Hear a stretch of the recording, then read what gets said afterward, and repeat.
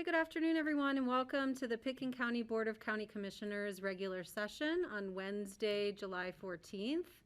I am Kelly McNicholas Curry, the chair of the board. In the room with me here is Vice Chair Patty Clapper, County Manager John Peacock, and staff and guests joining us for presentations. And joining us from Alaska is Commissioner Steve Child. I almost called you Steve Curry. That's my brother-in-law. And Greg Postman from home. And Francie Jacober is experiencing our Up Valley traffic and will join us as soon as she can, and I'm sure shortly. So with that, I am delighted, as always, when we start our meetings with proclamations. And so I would invite, we have some Healthy Rivers and Streams board members here with us, if you'd like to join us up at the table. Today we are going to recognize the recreational in-channel diversions, which we have been delighted to be part of. And so ordinarily I stand up to read proclamations, but since we're kind of half Zoom and half in the room, I'll continue to sit for these, but one day we'll all be together again, I have no doubt. So with that, I'm going to read a proclamation of the Board of County Commissioners of Pickens County, Colorado, recognizing July as Recreational In-Channel Diversions Appreciation Month. Whereas, since first legislated into Colorado water law in 2001, recreational in-channel diversions have been used as tools to protect critical in-stream flows in rivers throughout the state of Colorado. And whereas RISDs support the ecological health of rivers, recreational opportunities for people, and the economic vitality of adjacent communities. And whereas Pickens County has invested in the future health of the Roaring Fork River through realization of the Pickens County RISD water right, which was decreed as absolute on November 23rd, 2020, with an appropriation date of December 30th, 2010. And whereas in pursuit of the Pickens County RISD water right, Pickens County invested in the economic vitality and health of the Roaring Fork Valley community through the construction of the Pickens County Healthy Rivers Whitewater Park on the Roaring Fork River in Basalt. And whereas the Pickens County RISD has the potential to shepherd on an annual basis the following amount of water down the upper Roaring Fork River to the Pickens County Healthy Rivers Whitewater Park in Basalt. So for the period of April 15th to May 17th, that volume of water is 15,705 acre feet. From May 18th to June 10th, that potential is 18,085 acre feet.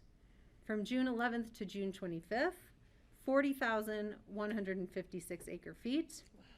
From June 26th to August 20th, 42,198 acre feet of water. From August 21st to Labor Day, 5,711 acre feet.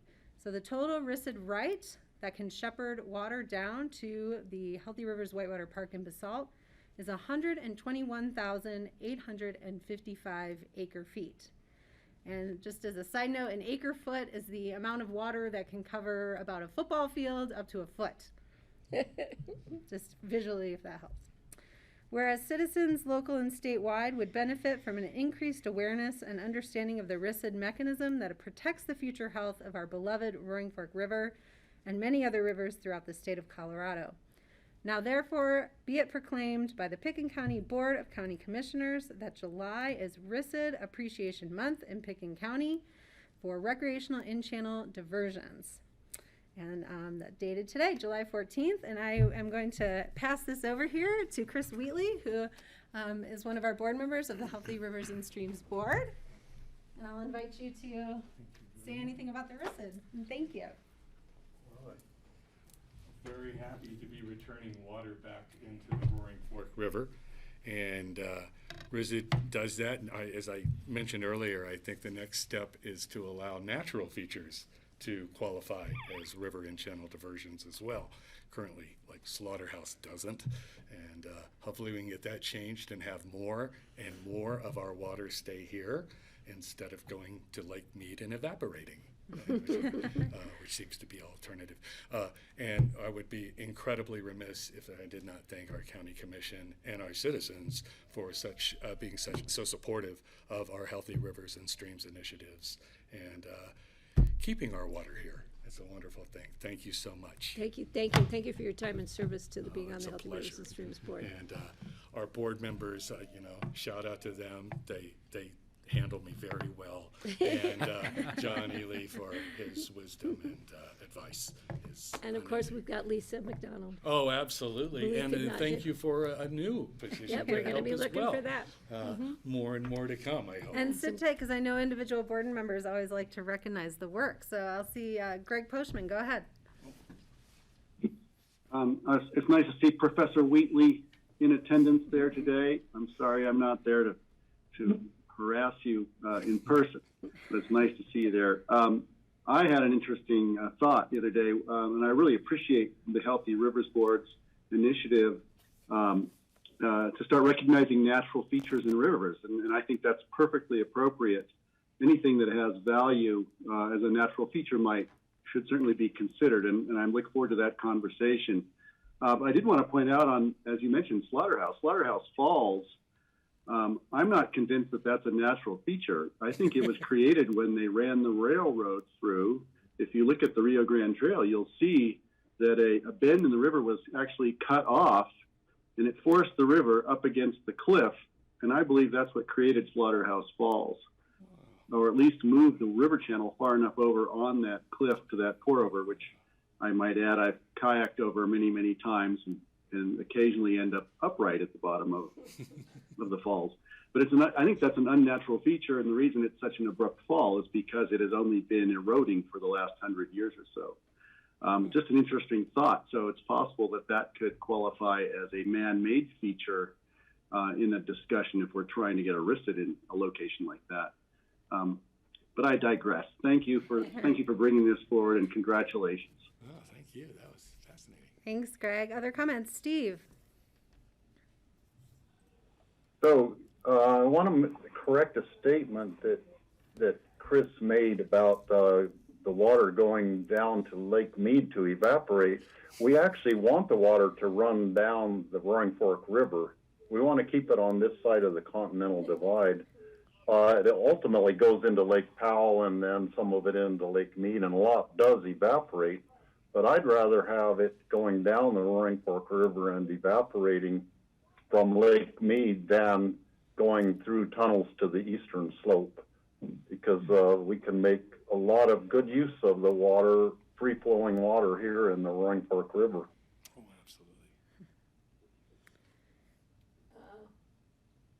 Oh, we're losing you, Steve. just You might want to muted. turn your video off.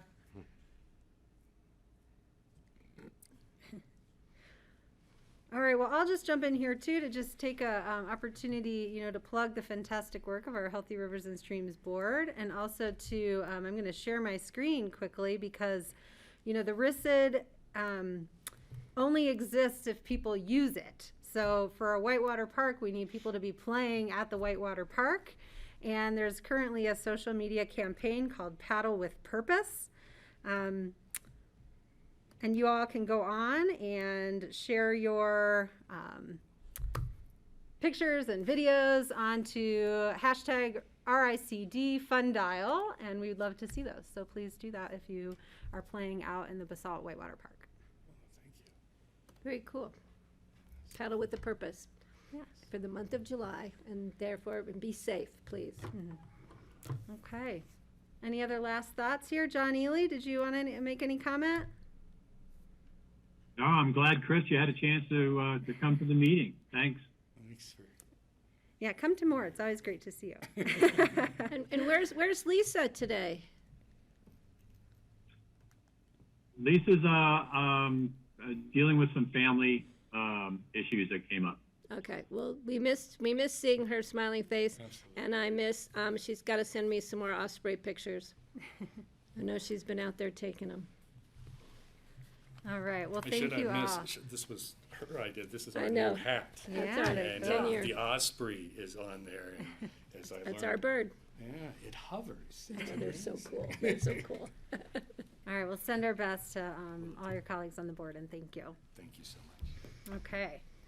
All right, moving to the boring business, move on from the fun stuff, I guess. We will move into our first item today of our agenda, which is additions and deletions to the agenda, of which I know we have some. John, I'll check in with you, but I have some notes as well. Oh, okay. I have one deletion to the agenda, item 7, an ordinance of the Board of County Commissioners of Pickens County, Colorado, approving the Second Amendment to the amended and restated deed of conservation easement for Capitol Creek Ranch. That was on there in error. You approved that last week, so that's a Scribner's error that we'd recommend be deleted from the agenda this week. Okay, and then we are also in communication with ComDev staff and the applicant. We are going to move item number 8 regarding the ordinance of the restated deed of conservation easement for Cold Mountain Ranch to be heard concurrently with item number 12, which is a resolution amending the open space preservation master plan for Cold Mountain Ranch. So those are two actions on the same request, and so we'll hear those together down with item number 12 as our last item on our regular agenda today. And then finally, there's a request from Attorney John Ely to add an executive session at the end of our meeting. So John Ely, I'll let you jump in and explain that. Yes, thanks, Kelly. Commissioners, I would like to add an executive session to the end of the meeting after the conclusion of the agenda items. We discuss the sale of the Cougar Canyon County property. Okay. Any discussion on these requests? Greg? John, I sent a note that to Laura yesterday regarding the presentation in exec on Yule Quarry issues, and I was wondering if it's appropriate to add that today, or can we do that soon? That we set that yesterday after your email, Greg, for next Tuesday's meeting, the 20th. Okay, great. Then I can, if that's all we have, then I'd make a motion to approve as amended, if we need that for the agenda. I'll second that, but I have a question. Are we going to get a link to zoom into exec session, John? Yes, I have one to mail out once you guys, agree to add it to the Okay. to I the was meeting. just checking and I didn't see it, so I want to make sure you were on it, which I'm not surprised. Okay, so we have a motion and a second. Any further discussion to amend today's agenda?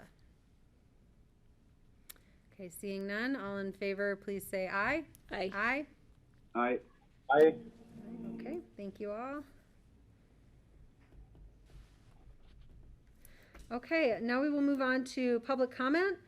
This is the portion of our meeting where we invite the public to address the board on items which are not on the agenda or are not slated for a public hearing.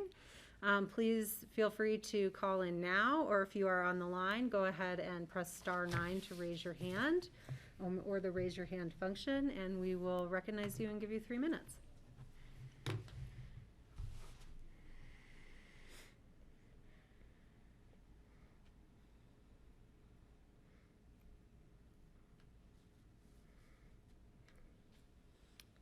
Again, we'll give it a little more time, but if you have joined us, please go ahead and raise your hand or press *9 to raise your hand, and we will call on you.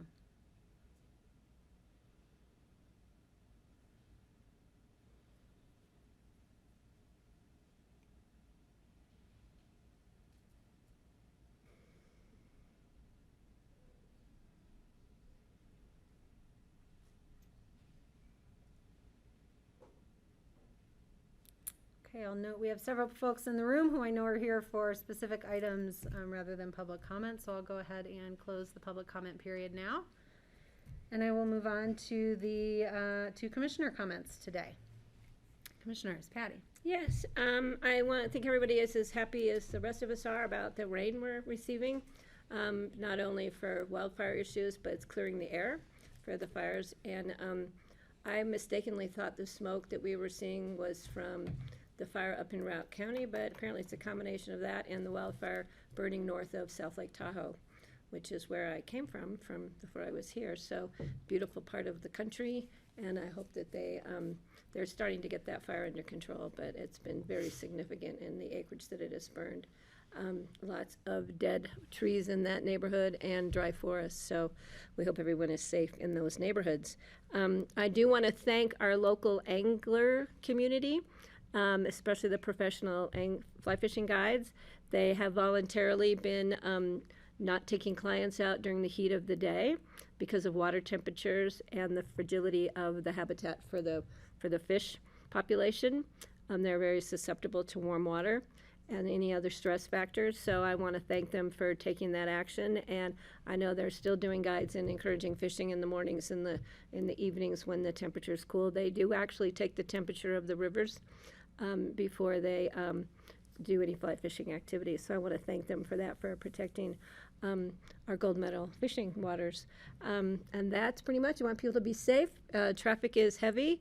Town is busy. So, and please be respectful of people who are still wearing masks because some people just have their choices, and I totally agree. I still carry mine with me at all times, because you never know when you may be in a situation where you feel it's safe to wear a mask. So I want everyone to be careful and stay healthy out there and enjoy our beautiful community. Thanks, Kelly. Thank you, Patty. And I'll just tag on, there was a very interesting story on CPR radio today discussing wildfire mitigation, and a survey that some folks from University of Colorado have conducted with homeowners, and assessing their perceived risk versus their actual risk.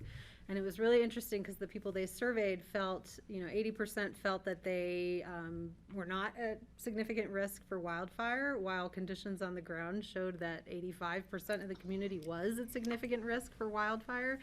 So there is this departure here and this closing of the gap of education and interest in wildfire mitigation in communities around Colorado, and especially ours, that I know we continue to educate on, and are happy to put people in touch with resources in order to take proper mitigation efforts at their homes. Any other commissioner comments? Greg?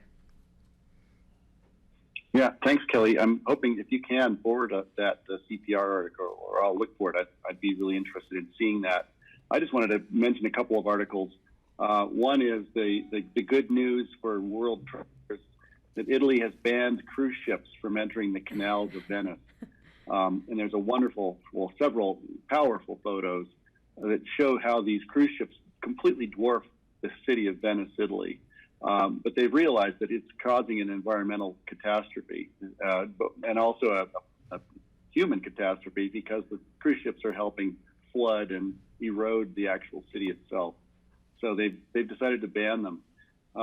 And then I thought about, and I think that's kind of just interesting to see that, and also to see that we have communities around the state of Colorado now who are asking that their marketing departments, their tourism marketing departments, cease and desist, because we have so many people coming to these communities. So we're not alone in seeing a huge influx of tourism to our community. And I just wanted to mention that that's trending right now across the state, and there are articles about it. And finally, the last thing is the great news that AVLT will be closing on the purchase of the Kaufman Ranch, with the help of Pitkin County Open Space and others, and especially the help of the Kaufmans, who decided to sell this to AVLT rather than to the next big subdivision developer. And it's so gratifying to see another really important piece of riparian ground and agricultural ground become a more public and protected in such a manner. So just want to congratulate them and look for those articles in the paper. Thanks. Thank you, Greg. Steve, any comments? Hi, go ahead, Steve. So I am on a working vacation in McCarthy, Alaska, and I wanted to describe some of the issues that I think about while I am here that are very common to what we have in Colorado. One being wildfires. Steve, turn your video off, please. When we arrived in Fairbanks, we could barely see the mountains because it was so smoky from a wildfire. Typically about 3 to 4 million acres of Alaska burn every summer, which is huge compared to what we have in Colorado, but Alaska is way bigger than a whole lot of other states combined.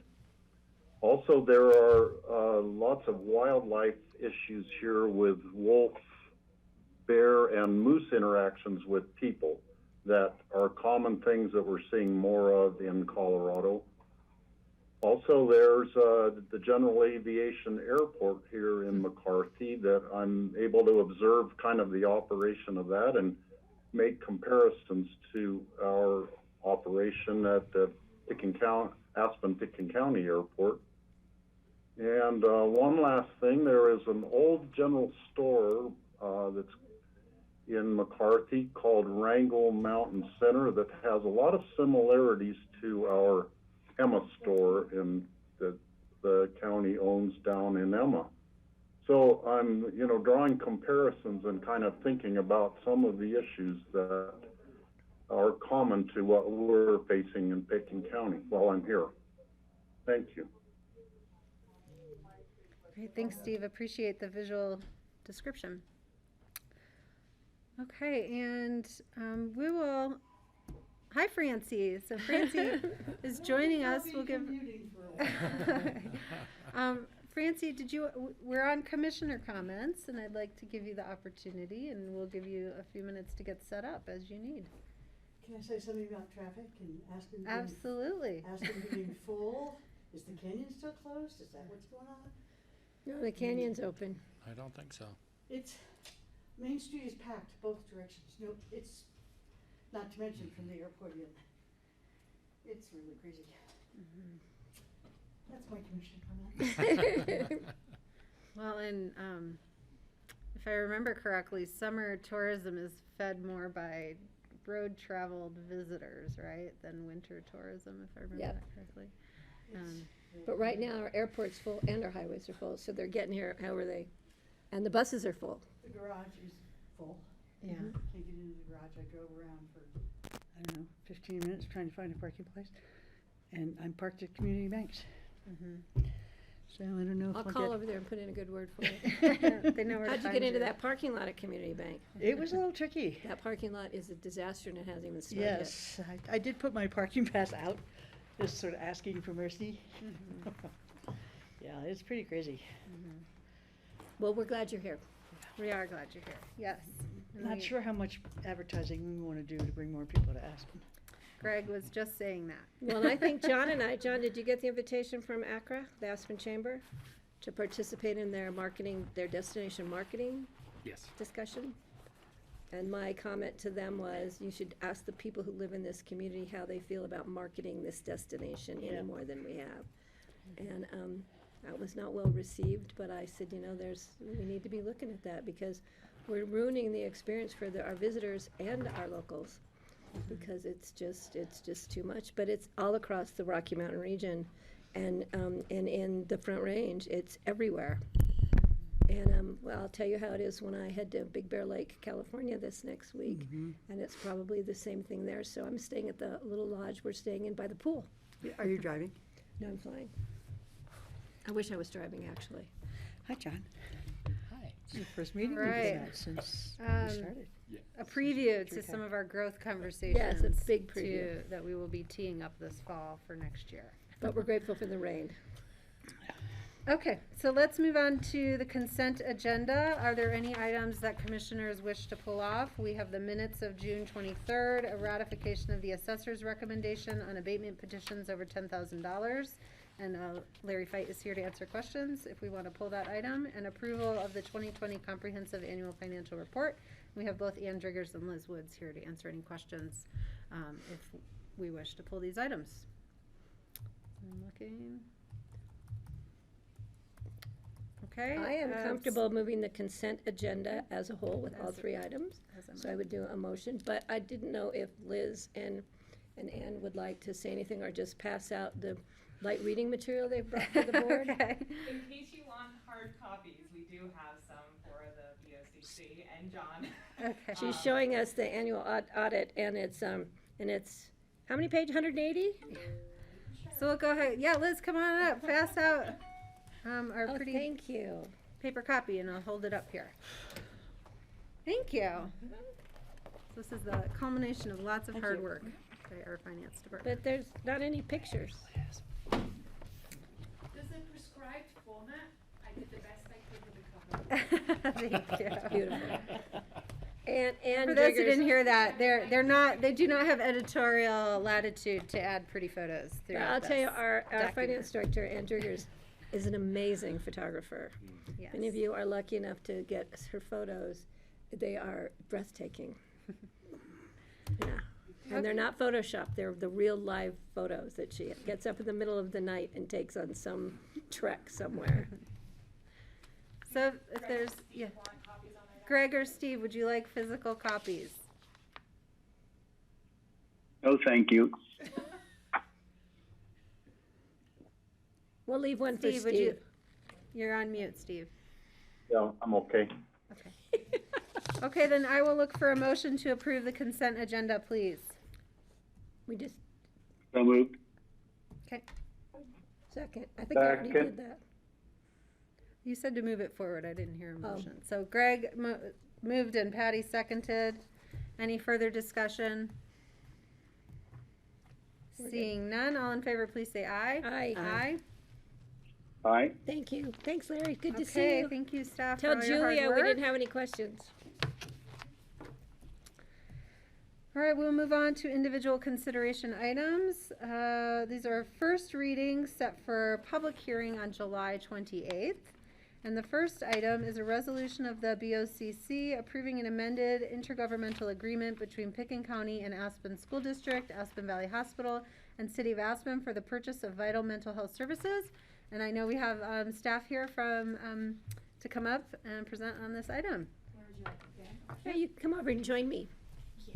Because your speakers would be, are on, ready to go. Okay, my notes got a little moist. Thank you commissioners for having us and for your consideration and time. As many of you may know, Tell us your name and Oh, position, sorry, please. Chelsea Thank you. Carnoli. Yeah. I'm with Pickens County Public Health as mental health analyst. As many of you may know and have experienced, the Vital Mental Health Services, IGA, was first brought before the BOCC in 2017 in response to a regional health assessment which identified mental health as a top concern. Following this discovery, a group of Pickens County leaders formed a group to identify gaps of mental health care and accessibility for our area. The results showed room for improvement in promotion, prevention, treatment, and aftercare, particularly in accessibility seen by community members' barriers in getting to a mental health provider's office. In an effort to fill these gaps, Aspen Valley Hospital, Aspen School District, the City of Aspen, and Pickens County committed to funding the Vital Mental Health Services contract to aid in the creation of community-based programs where mental health service providers can travel to clients within the community, as well as school-based therapists to meet Aspen School District students in the neutral, accessible space of their school, and integrated care behavioral health workers, serving primary care patients right in their doctor's office. The development of this contract has grown into a multifaceted system of meeting high needs, high-risk clients in the field, alleviating the previously identified barrier of accessibility. Currently, MindSprings Health is functioning within this contract as they were awarded with the subcontractor of Mountain Family Health Center. At this time, the Vital Mental Health Services contract funds 2 full-time school-based therapists within the Aspen School District, 1 full-time community-based therapist, 1 full-time community-based case manager, 2 full-time behavioral health providers in the Mountain Family Basalt Clinic, and 2 full-time care coordination nurses. Barring minor revisions, this IGA has been maintained with ongoing approval since its origins. The Vital Mental Health IGA has evolved to include the approval of funding of the mental health analyst position, followed by a 2019 work session amongst the funders.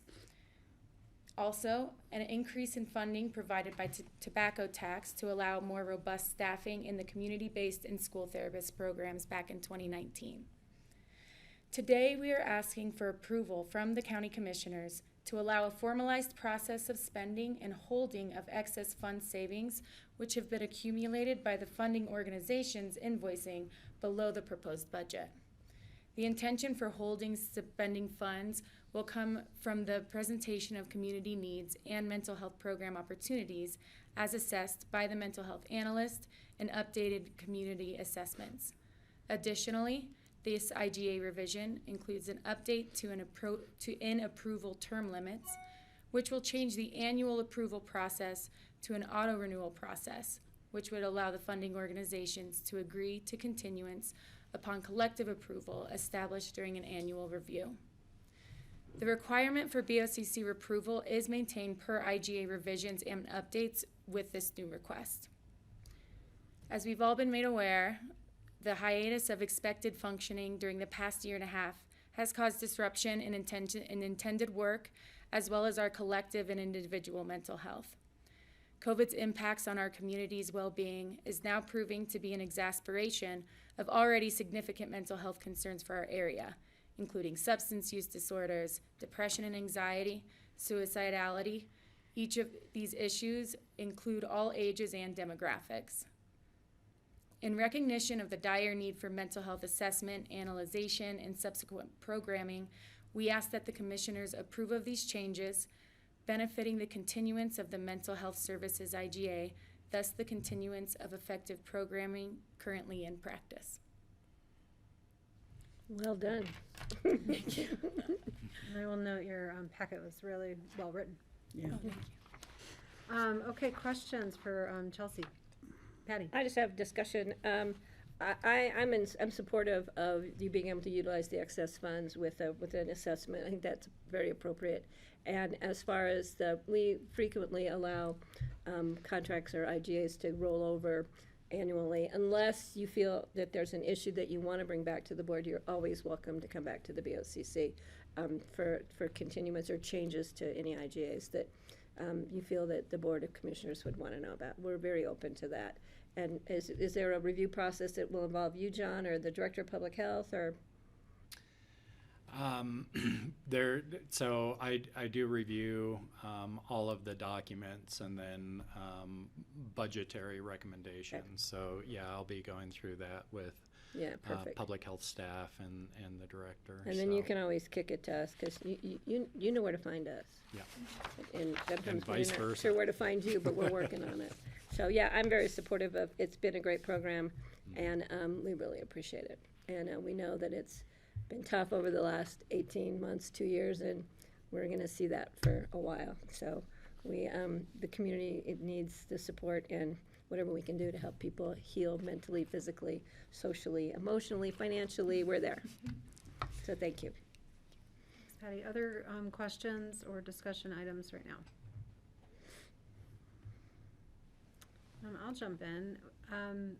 So just to clarify, the auto renewal is in the context of the contract. So, I think I read in the packet, the plan is to go out again for an RFP, 2022, is that right? And so until 2022, this could auto renew, but then at that point, we'd go out for a new contract. And then that contract would be subject to auto renew. Is that correct? We have not finalized the decision to reopen bidding for an RFP at 2022. I think one of the things that we're really wanting to do is collect as much information and data through a community mental health assessment to really review and see if reopening that bid would be necessary, if that's something that we could provide some more robust services around within that contract. So that's certainly a possibility and consideration, but it hasn't been decisive yet. Okay, thank you. And so then I have two other questions. What, just curiously, have you brainstormed or do you have ideas about what additional programs the money that's being held that you have identified as opportunities for that funding? That's a great question. Not one of the ways that we are considering using those excess funds is for the data collection process and what that could look like. However, there hasn't been anything formal that we've decided to propose to our funding group. And no, to be more direct, there hasn't been one service that we've considered expanding the program to include. Okay. And then finally, I would love to get a kind of state of mental health in Pickens County, and I don't know if that's sort of, usually our departments do kind of some programmatic presentations aligned with the budget process. Or if there's other plans to do kind of an update to the board on what this project has been able to tackle and the ongoing problems. I'm curious about having more detailed conversation on the actual subject matter. So I'll just put that out there. I don't know if that's thought of in the context of our budget presentations, but usually that is an opportunity to do so. Yeah, I think that's our intention right now, as we have in the past. We usually put the budget in the context of program review and program needs going forward. So we can certainly visit with Jordana about that and a focus here on mental health. Okay, great. And that's what I have. Any others? Greg, did you have your hand up? Yeah, go ahead. Sorry, it's sort of off Yeah, screen. thank I you. couldn't see your left I had it hand. over here and I missed it. Sorry, I was off screen. Yeah. Great. Thanks, Chelsea. Thank you for being here. This is exciting. It's good to see that we're moving this forward. I always want to put a pitch in. Before the pandemic, we were actively working on mental health first aid education in the schools for kids as well as for adults. That was a fairly, important initiative, at least that I was helping with. And we'd actually started teaching courses in the schools, and we pulled some parents and part-timers out of the community, including me, went in and actually began teaching some of these programs to school kids just to initiate mental health first aid training. And I think that might still be really valuable, and I know it's happening. I'm not sure what, though. I realize I need more of a report on it before I can suggest we spend more money on that. But I think the excess funds toward education and awareness in our community it could go a long way. As we know, in these mountain communities, we have the gravity sports are so important to people, and gravity plays a large role. Or running up the mountain might be somebody's mental health solution to stay feeling good about themselves, or kayaking, or skiing, or jumping off cliffs, or all the things we do here. And I think it's an important discussion to make sure people understand what roles understanding what you do and why you do it play in things like this. Adrenaline plays a large role, and I just think that the community's ripe for it, and it could help. So that's my 2 cents for mental health first aid training in the schools and for the public at large. Thanks. Okay, thank you, Greg. Any other questions for Chelsea? Okay, Chelsea, any other final thoughts before we look for a motion on first reading? Not at this time. Okay, great. I will make a motion to approve a resolution of the Board of County Commissioners approving an amended intergovernmental agreement between Pickens County, Aspen School District, Aspen Valley Hospital, and the City of Aspen for the purchase of vital mental health services. This is a first reading, set for second reading and public hearing on July the 28th. Thanks, Patty. I'll second. Thank you, Greg.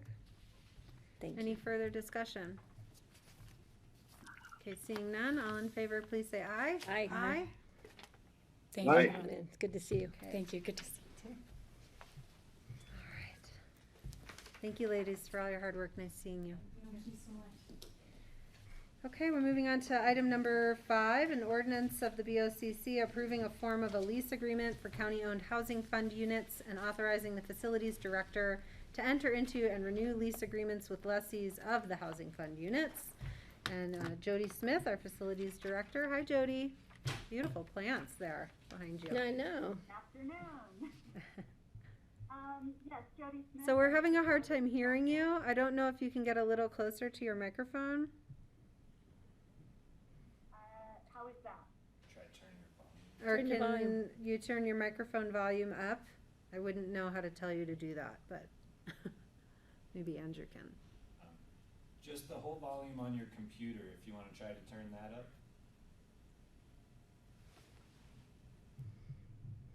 Did that help at all? Mm-mm. Not a lot.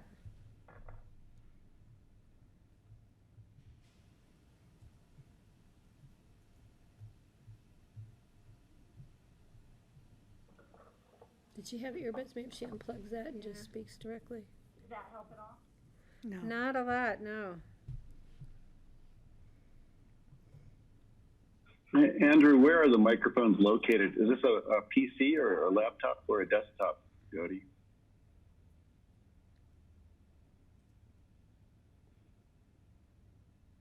Okay, that should work. No? No. You might have to just yell at us. Or call in. I'm trying to turn off my Bluetooth headset. Are you on a laptop, Jody? I'll bet it's going through the Bluetooth. That's probably what it is. Yeah, let me just disconnect that real quick here.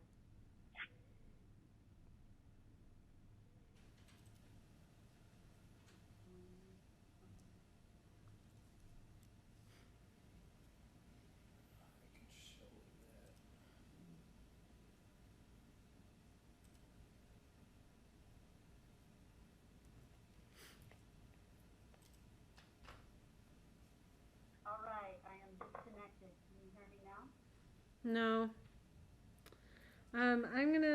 Let's see. Gosh, our agenda, yeah, it has a call-in number. Do you want to try and call in? On your phone? I can read the number off to you. Now it's worse. Nope. Can I suggest, Jody, try leaning in. Lean in and talk to your keyboard or talk to the bottom of your screen. Just lean in. No, it's the volume. She's not hearing us. You have to turn your volume back up. Okay. This is why we need in-person meetings. Yeah, I know. I mean, it works well when it works well, and then not so Well, much. if you'd why like, don't, I could take a crack at a okay. high-level overview. I will not do the job, Jody. And Jody, give me the virtual kick under the table if I'm going the wrong way with this. But really, what the item is in front of you is the county owns a number of units that are leased to employees. We had previously had those units and leases managed through APSHA. As we have gained in number of units, both for our own employees and the public that the county owns, we've brought management of those units in-house.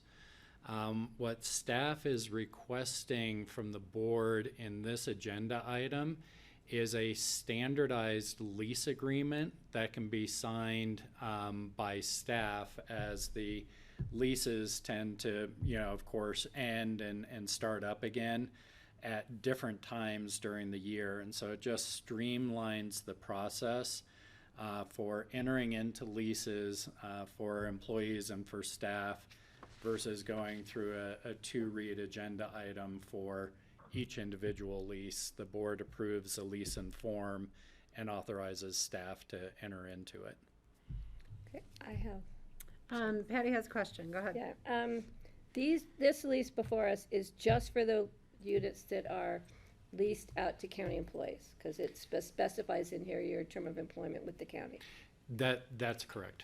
All right. And the second thing is, if the landlord, which is the BOCC, but it's managed through staff, decides not to extend or decides to terminate a lease, is there an appeal process to the BOCC if someone feels that their lease is being terminated and they don't agree with it, even though it's kind of an at-will kind of a lease? Since we are technically the landlords, we are allowing our staff to take over the signing of the lease, et cetera. So I just want to see if there's a process, if somebody wishes to appeal the termination of their lease or the failure to extend their lease or renew it, if they could come to the BOCC. Yeah, the board, and I am not recalling the specific appeal process in the lease. Unfortunately, I don't think we've ever had to exercise it. I would like to see that in here, because I believe that if we are, the BOCC are the landlords, if a tenant has an issue and they wish to appeal, I think they should be able to come to the BOCC. I mean, the buck stops with us on this, so. So if we could follow up on that for second reading. I don't know if Jody's hearing this, but Rich is there. John, we can do that. We had worked with Rye on finalizing this. If that's something the board wants to look at, we can certainly run it through the attorney's office and take a look. Yeah. I don't know if the rest of the board supports that, but I believe at the end of the day, that they should be able to come to us. I don't think it's going to be abused, but. Yeah. And for clarification, Patty, on the where the leases apply, there are unique leases that the board has approved for the airport and open space and trails are outside of this question too. Okay. Yeah. So now, Patty, I can understand your concern. I would like the attorney's office to think through that for any unintended consequences. Just, there is I don't want to get into any personnel debates here publicly at the board, or something like that. So I know that there is some provision in this template lease that, allows for someone, if they are protesting any kind of HR issue, that their lease continues on. In the context of that, and refers to our policies and procedures. Yeah, if we could have the attorney's office look at it, and with the attorney advises to not do that, then I'm okay, but it's something I'd like to look at. No, I can understand that. The other thing, I just clean up on page 6 of the lease, the spacing under the email information. I'm sure that'll be cleaned up. This is just a draft copy, but it was kind of hard to follow the spacing of where they're supposed to send things to. But other than that, I think this is a more efficient use of everyone's time and energy, and it's not unusual for us to delegate responsibilities such as this to staff. Yeah. I think it sounds like a great idea. I do have one concern that came for me was in the context of the decision not to renew as a landlord. So there's language that says, you know, if a tenant is currently or had at some point during the lease been in default, that the landlord is not required to give notice of not renewing their lease. And I guess I'm just concerned, like if someone had been in default and corrected their circumstance, I think we should be giving them the same notice that other lessees are entitled to, rather than someone who is currently in default at, you know, when that lease term comes up. Does that make sense? So is that under page 1, item 2, lease we look at term? the lease different, or the package different. I believe it's under number 3, is what you're referring to. It's the last sentence there. Yeah, exactly. Oh, yeah, but it kind of also by prior default by tenants into, so it's kind of a combo, but I agree, Kelly. I think we should have the attorney look at that too. So again, I'm concerned about someone who may have been in default but have corrected and have been returned to good standing. I think they should be entitled to the same notice of 60 days if we're not going to renew their lease. Okay. Let's see if we can get Jody in here, and then Greg, I see your hand. Jody, can you join us? You may. I can. Okay. Yay! We can hear you. I can see There she you, is. but okay. Yeah, my comment was, and if Jody can hear, if the attorneys are on, it's just that, yes, it's important that they look at all these, because the solutions we're offering to the issues that you're bringing up could actually create another set of problems. And so if you want them to review it, I think I'm fine with the lease as is. I think it provides enough protection for any tenant as well as the landlord. And I'll leave it at that. Thanks. Okay, thanks, Greg. Steve, any questions or concerns?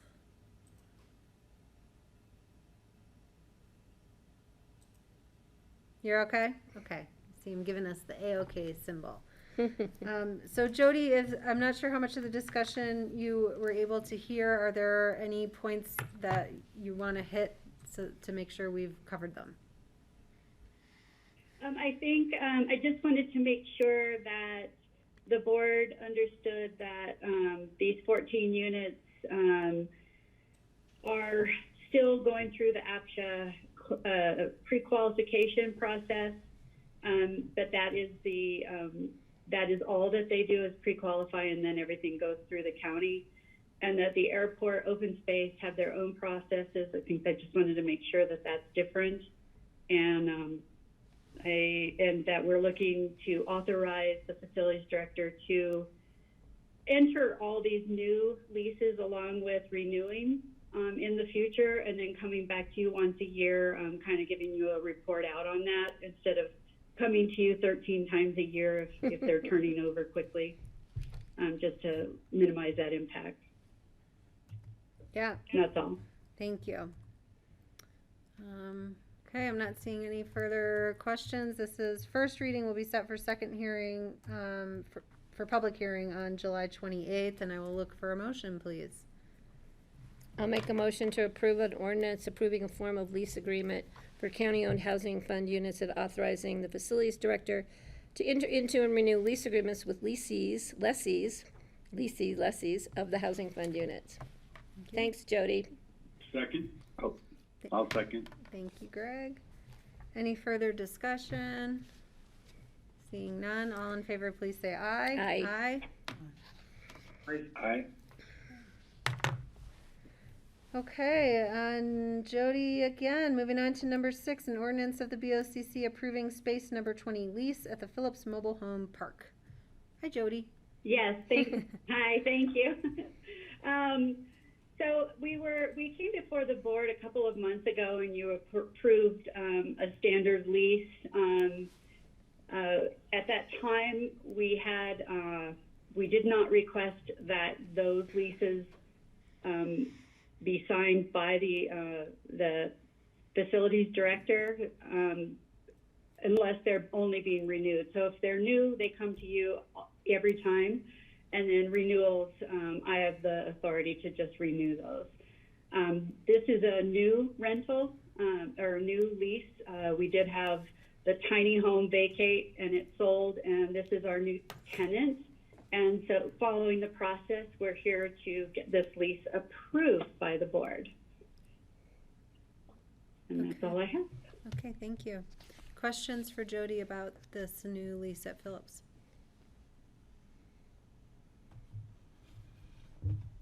Okay, I'm not seeing any questions. Again, this is a first reading and will be set for public hearing on July 28th. And I will look for a motion, please. Everybody's so eager. I'll make a motion. Oh, thanks, Greg. Thank you, Greg. To approve space number 20 lease at Phillips Mobile Home Park. I'll second. Thank you, Greg. Thank you, Second. Francie. Francie beat you to it, Steve. Any further discussion? Seeing none, all in favor, please say aye. Aye. Aye. Aye. All right. Thank you. Unanimous Thanks, approval. Jody. Thanks, Jody. Take care. Okay, moving on to our public hearings here. So as a reminder, we deleted number 7 because we've already taken that business as a board at a prior session. And we have moved item number 8 down with item number 12. So we are on item number 9, a resolution of the BOCC to recognize the formation of the Brush Creek Caucus. And hi, Ellen. Ellen Sassano, Long Range Planner, is here with us on Zoom to introduce this item. Hi, Kelly. Is my... Yeah, we can hear you. You can hear me? Oh, good, good. So, yes, this is second reading and a public hearing for adoption of a resolution by the board recognizing the Brush Creek Caucus. Brush Creek Caucus is actually the 11th caucus to form and exist in Pickens County.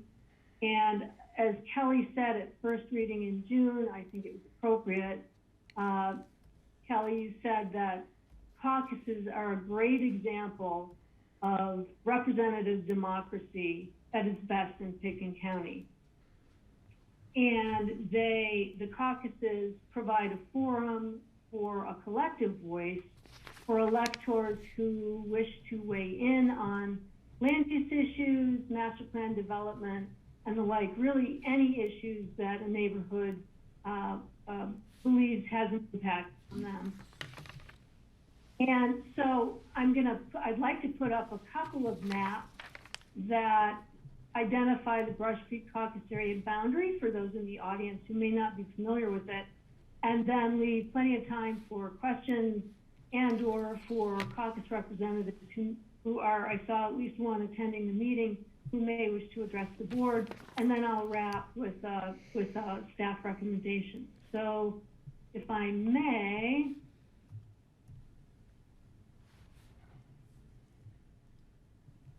can everybody see that map? We can.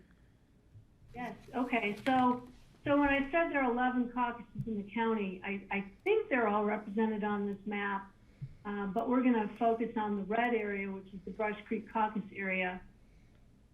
And to the extent that it reads, the caucus area boundary is bounded on the left here, on the west, by the town of Snowmass Village, which is this gray, sort of gray blob.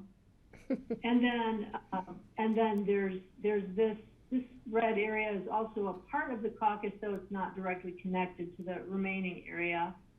And to the north and east, you've got this big bear shape is the Woody Creek Caucus.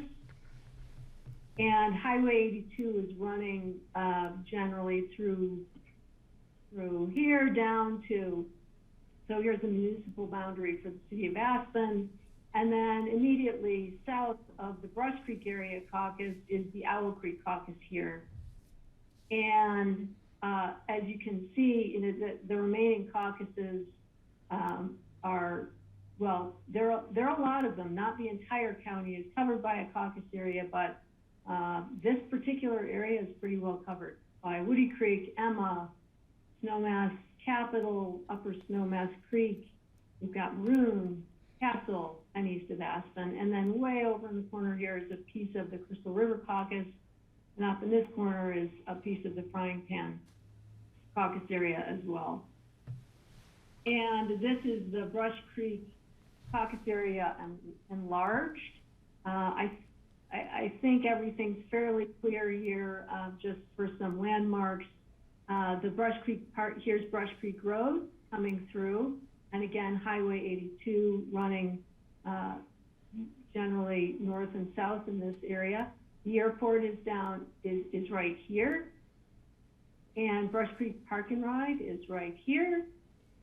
Brush Creek Village obviously is here, and Cody Point Ranch lies along Brush Creek, Brush Creek Road here and the highway, and on down valley along the highway. So that's just an enlarged view. And then this is really my favorite map exhibit. It's a map that Zach Hendricks made for a conversation we had a while back about the Brush Creek area. And so here, this shaded area is the town of Snowmass Village, coming down to the highway, which is running through here down, and this is the City of Aspen municipal boundary, the hatch mark. And then the river comes down generally through this area. And the Brush Creek caucus, this boundary comes along the ridge line here, I think everyone can see, and that divides Owl Creek, which is to the left, from Brush Creek, which is to the right. And so the boundary generally follows this ridge line, comes down to the highway, actually crosses the crosses the highway to include some properties in that vicinity. Here's Cozy Point Ranch again. This area here is the landfill, which is part of the Brush Creek planning area, but not part of the caucus area. And then again, here is the Wildcat Vista parcels. Those are three 35-acre parcels that are actually included within the Brush Creek caucus area because they do gain access off of Brush Creek Road, which runs up the center here. So, any questions on the maps before I take them off the screen? Patty has a question. Yeah. Ellen, where is Pioneer We're Springs? on, so I was just checking to see if you were gonna. Can you mute Rick, please? I'm sorry, I didn't hear the question. Hold on, we need Patty. to mute some attendees real quick. Thank you. All right, Patty, go ahead. Where is Pioneer Springs on the map? Pioneer Springs, I want to say is, and I don't know if Tom Newland's on the meeting or not, but I want to say Pioneer Springs is maybe generally in this area. Yeah, I think that's right. So it is within the new caucus boundary. It's in unincorporated Pickens County. It's not in Snowmass. It's part of Pickens County. Okay, that's all I needed. Correct. That's good. That's good. Thank you. Yeah, Snowmass is in this highly shaded area. And the reason that Wildcat takes up the majority of this area in here, the Wildcat properties.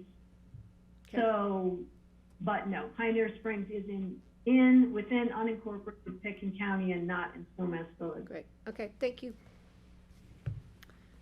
Okay, other questions for Ellen? Greg.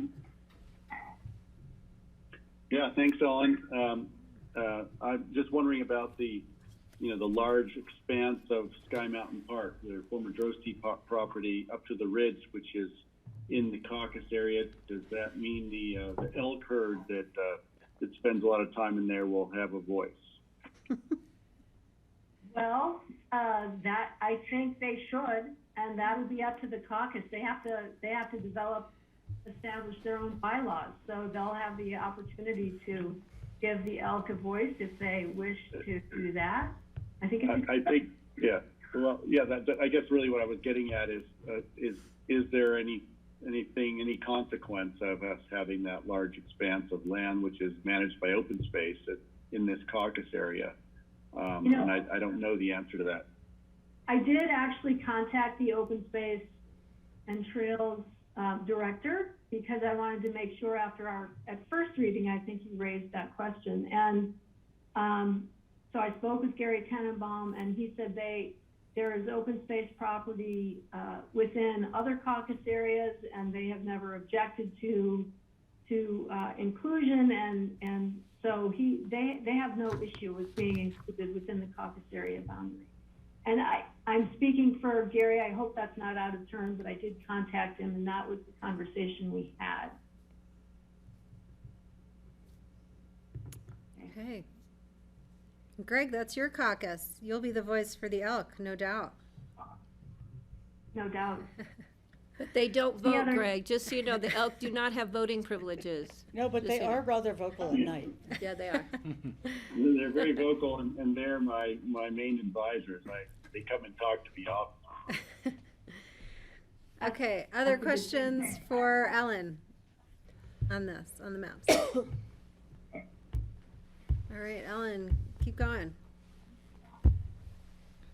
Yeah, so then I do want to leave time for, I think Rick Stevens is on this call. He is a representative of the caucus. I don't know if there are any other representatives or if they wish to address the board, but I'd like to give them time. Kelly, when you think it's appropriate, and then I can just wrap now by saying that staff has recommended approval of or adoption of the resolution by the board recognizing the caucus. And I will leave it at that. Thank you. And Rick, I will invite you to talk to the board about the effort here, and then if there's anyone else you wish to identify. I don't know if John Spees, who has called in as a participant, is also on for this matter, but we can check in with him. So Rick, go ahead. Hi, nice to see you. Hi, nice to see you. Thank you. Hope you can hear me okay. We can. Yeah, this has been a learning experience at some level, in that I was hired as the Brush Creek Metro District Manager 3 years ago, and was asked to bring us to the 21st century. Brush Creek's been kind of sleepy for a long time, but also has, in the map I think that Ellen put up, showed that the Brush Creek planning area is kind of the hole in the donut, surrounded by other caucuses that have been able to participate more fully in land use discussions and master plan updates than the Metro District has, as we were advised that Metro has specific tasks to perform, roads, water systems, those kinds of things that don't necessarily represent the citizens' agenda. So we were advised by Ellen and Cindy to try to form this caucus. So we brought on Tom Newland and to help us with that, and have contacted all the specific people within the properties or within the planning area, including open space, city and county, and everybody else that's in there. And we all received pretty good feedback. The landfill made a decision not to join in, as they didn't feel there was a real strong connection to the area, which is fine. But it has been, I also manage Meadowood Metro, and Meadowood Metro is sort of like Brush Creek. It's a little bit of an enclave in the county, surrounded by urban style development. It increases every day. What Brush Creek's experiencing with the land use is the Cozy Point facilities expansion, Brush Creek parking lot expansion, airport. Brush Creek Road apparently is now the busiest road in the county on a daily basis, which is interesting. There's a lot of old easement agreements. The master plan for the area has not been updated since 2003. So we're going through a process with the county on existing conditions with Tim Malloy, and updating that, and kind of looking even backwards a few years to see what's happened recently, because not a lot had happened out there in the last decade or so, but a lot has happened in the last couple of years. We have a good relationship going with Woody Creek on a couple of joint efforts, and one of the things that is interesting to me about that area is that section of the Roaring Fork River that traverses through the boundary of the Woody Creek Caucus and the boundary of the Brush Creek Caucus is considered one of the most pristine stretches along the Roaring Fork corridor. And there's been a couple county studies on that. Couple things that I've heard already about tourism from Greg. You know, we're getting a lot of demands for services to be extended outside our boundaries to other people that want to develop parcels that are contiguous to us. We have some issues going on with the access to Juniper Hill. You know, the recent migration to the mountains report, all this stuff that's coming to the table these days for us is really important. Our residents, the new residents that are coming in, have a lot of enthusiasm for the area. They want to participate in the discussions and things that are going on around us, which is really encouraging. For me, as the manager, the landowners are starting to take a stronger position out there and looking at their covenants. We're working very hard on water restrictions and conservation. We've got a lot of, we have a 5-year capital plan for capital improvements, infrastructure. Pioneer Springs is included in our water service area.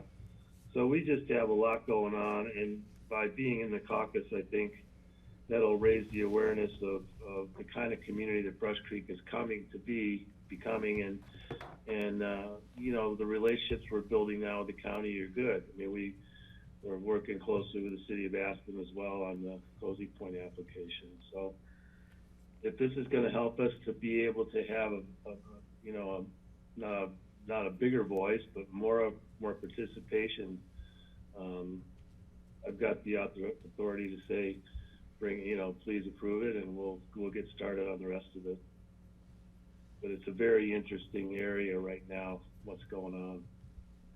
It's really it's becoming the hub, I think, of the Pickett County area as it relates to the sort of resort connection between Aspen and Down Valley.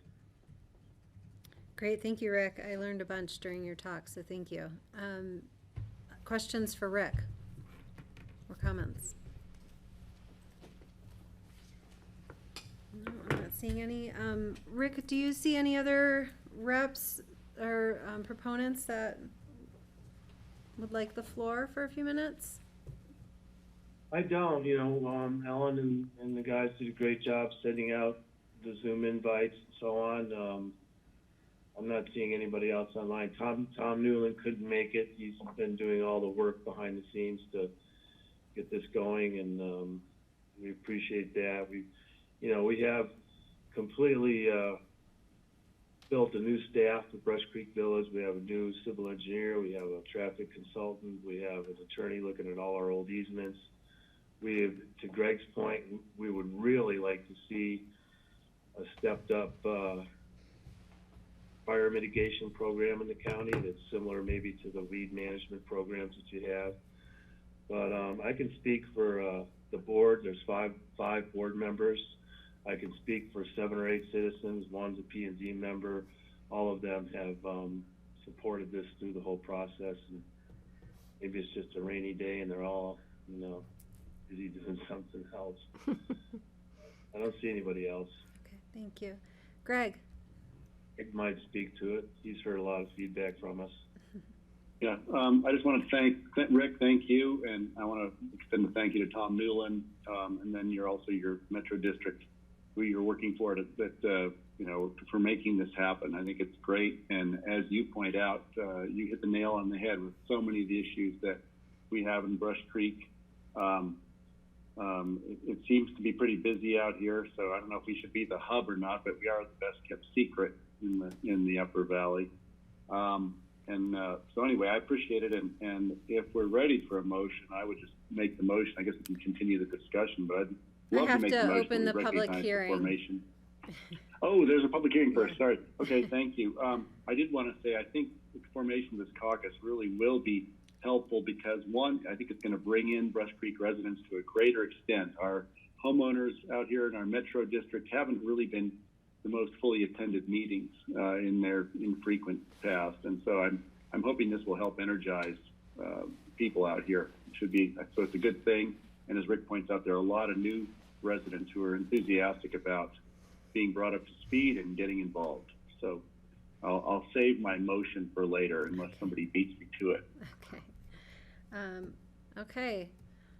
And if I'm not seeing any other questions for Rick at this point, I'll go ahead and open up the public hearing on the resolution of the BOCC to recognize the formation of the Brush Creek Caucus.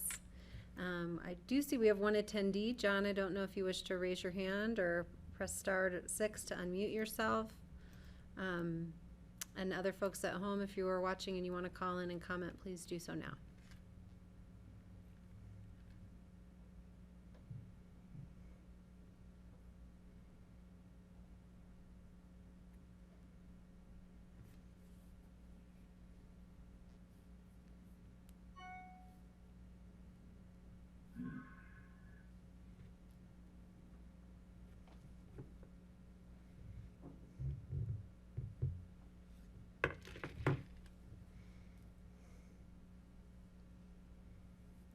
My bi-weekly reminder that that's as long as you should wash your hands for. Sing happy birthday. times. Is it happy birthday? And so with that, I've not seen anyone wish to join us for public comment on this item, so I will go ahead and close the public hearing, and I will bring it back to Greg. Okay, I'd like to make a motion that we recognize the formation of the Brush Creek Caucus. Second it. All right, I think Steve was a little more anxious at that one, Francie, so give a second to Steve. Any further discussion from the board? Steve?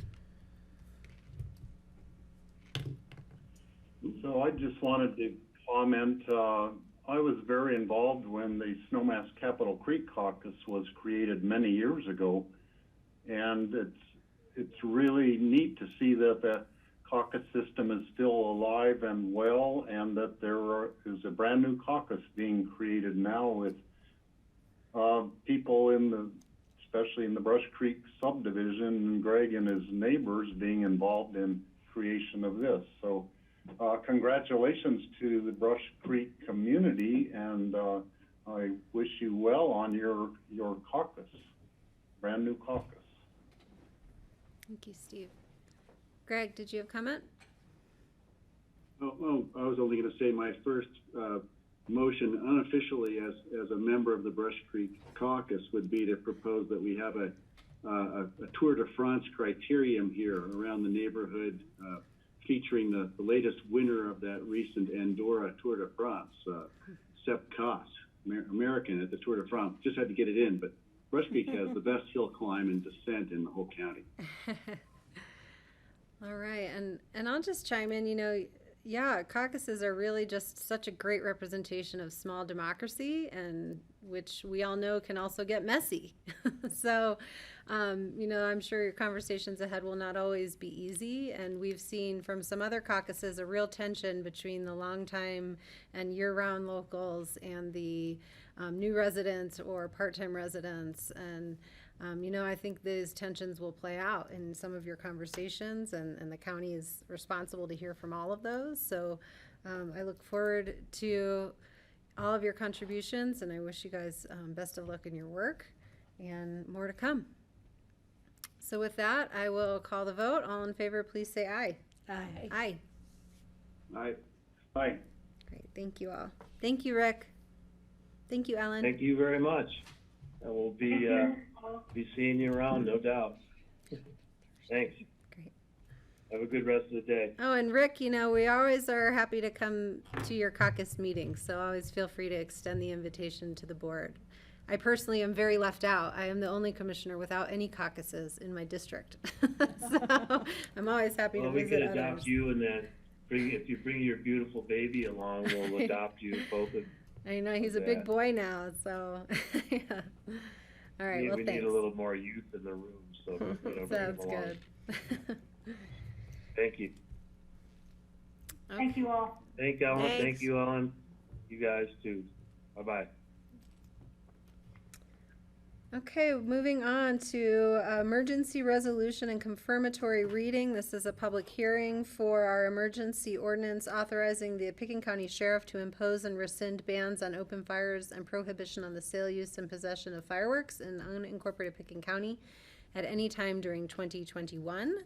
I don't see any reps from our sheriff's office here. John Peacock, do you know if they had planned to come? Yes, I'd actually just talked to Alex before coming in. I think he had planned to attend, so I'm assuming something maybe more urgent came up. Okay. I can just briefly give an overview of this. And so what this resolution does is statutorily the board may authorize on an annual basis or delegate to the sheriff the ability to impose and rescind fire restrictions over the following calendar year. And that is done in cooperation with other fire districts and such, and looking at data on the basically the moisture content and combustionability of the fuels and such, basically the fire danger. And the sheriff's department tends to coordinate with our both federal agencies and local fire districts on that. The purpose of delegating it to the sheriff's department is that decision, that index can change fairly quickly over the course of a few days, depending on weather and that sort of thing. And so by delegating the authority to issue these bans, it allows those to be put in place and rescinded, frankly, more quickly, more responsively to the data than waiting for a regular meeting of the board or calling a special meeting of the board for that purpose. So really what this does is it is a delegation of authority. I believe this is a third time, John Ely, you might be able to remind me, this is either second or third time that we've done this delegation now.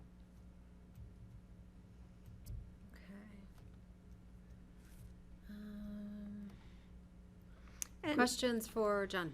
Patty? Yeah, and after the first reading, I did talk with Alex about the timeliness of this, so he's gonna bring it back at the first of the year next year. It's supposed to be done on an annual basis, so at the first of the year, so he's got it flagged to bring back at the beginning of 2022. Yeah, and we did do it in, I think June was why it came back the way it did, but we're gonna start doing it at the beginning of the year. So Alex has already assured me that that'll happen next year. Yeah. Our fire planning junket. Yes. Okay, other questions? Okay, I'm seeing none. Oh, Greg, go ahead. Just a question for our staff. I thought I read somewhere that the Garfield County Commissioners decided they were going to do a fire ban and maybe authorize their sheriff, but only for next year. And they just, maybe because they couldn't get it done in time this year. But it's nice to see they're doing it, and I just want to make sure they know that we're doing it and that they get well ahead of it next year. I think we probably dodged a bullet narrowly over the 4th of July holiday this year. Yeah, Greg, and we have been in touch at the staff level on this now for several years, trying to coordinate this, so we're happy to see that conversation happening in Garfield County also. Okay, this is a public hearing, so I will go ahead and open the public hearing. If any members of the public wish to call in now and comment on this emergency ordinance authorizing the sheriff to impose and rescind fire bans and prohibitions on fireworks.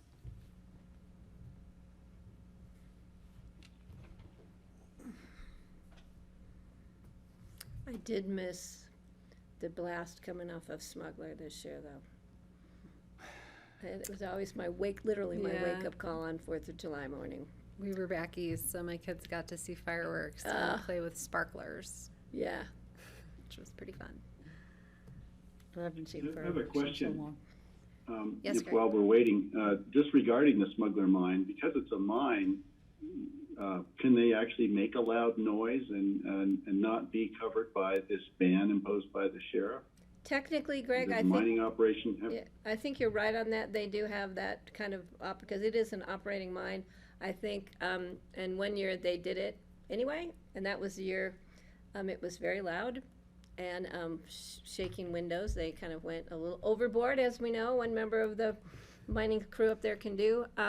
This year, I think they decided to err on the side of safety and not participate, so, yeah. And Greg, I believe it needs to be part of their mining operations. Again, John Ely be able to comment on that, but as a matter of fireworks or something similar to that, I believe it'd be covered under this. They always claim that it's part of their mining operation on the 4th of July morning. Who's to argue with the guy with the big cannon? Not me. So I'm going to close the public hearing. I haven't seen anyone join us to comment on this. I think we have pretty universal support that we've heard from our community for this. So any other comments, or I'll look for a motion from the board? I will make a motion to confirm, this is a confirmatory hearing for emergency ordinance, authorizing the Pickens County Sheriff to impose and rescind bans on open fires, prohibitions on sale, use, and possession of all fireworks in unincorporated Pickens County at any time during 2021. I'll second that. Thank you. And we have Alex Burketta, under sheriff, who's just joined us. So we already have made a not motion, we're voted on the moving it motion. If you'd like to. Unless you want to. No, I'm okay. Apologize. Sorry. Are you sure? You don't want to have a moment to talk to the public, give any reminders? Okay. All right. Well, thanks for being here anyway. So I will go ahead and call the question. All in favor, please say aye. Aye. Aye. Thank you. Aye. Okay, thank you. I will say, though, that I used to watch fireworks from my garden in Glenwood and Carbondale and Basalt. I could see them Oh, all. wow. It was so fun. Oh, But I fun. could live without them. So, and Alex, there's mics here, that you could always sing to. No, thank you. Okay. Just wanted to let you know. All right. Well, we've confirmed your authorities for the year. So Thank you so much. thank you. All Thanks. right. Cheers, Alex. Take care. Bye. Okay, moving on to land use public hearings. We're on item number 11 on our agenda, a resolution granting annual review approval to the Elam Gravel Pit Special Review Permit and for the 2020 operating season. And let's see, Tammy Cochin with Community Development is here on this item. Hi, Tammy. Hey guys. All right, I'll just jump in. I believe we also have Jim Judy and John Mueller with Elam Construction on the line. Let's see, we don't Yeah, see them okay. yet. I see There we someone go. else with Okay. your name. All right, so I guess a year has passed since we last did this annual review. Let me share my screen here.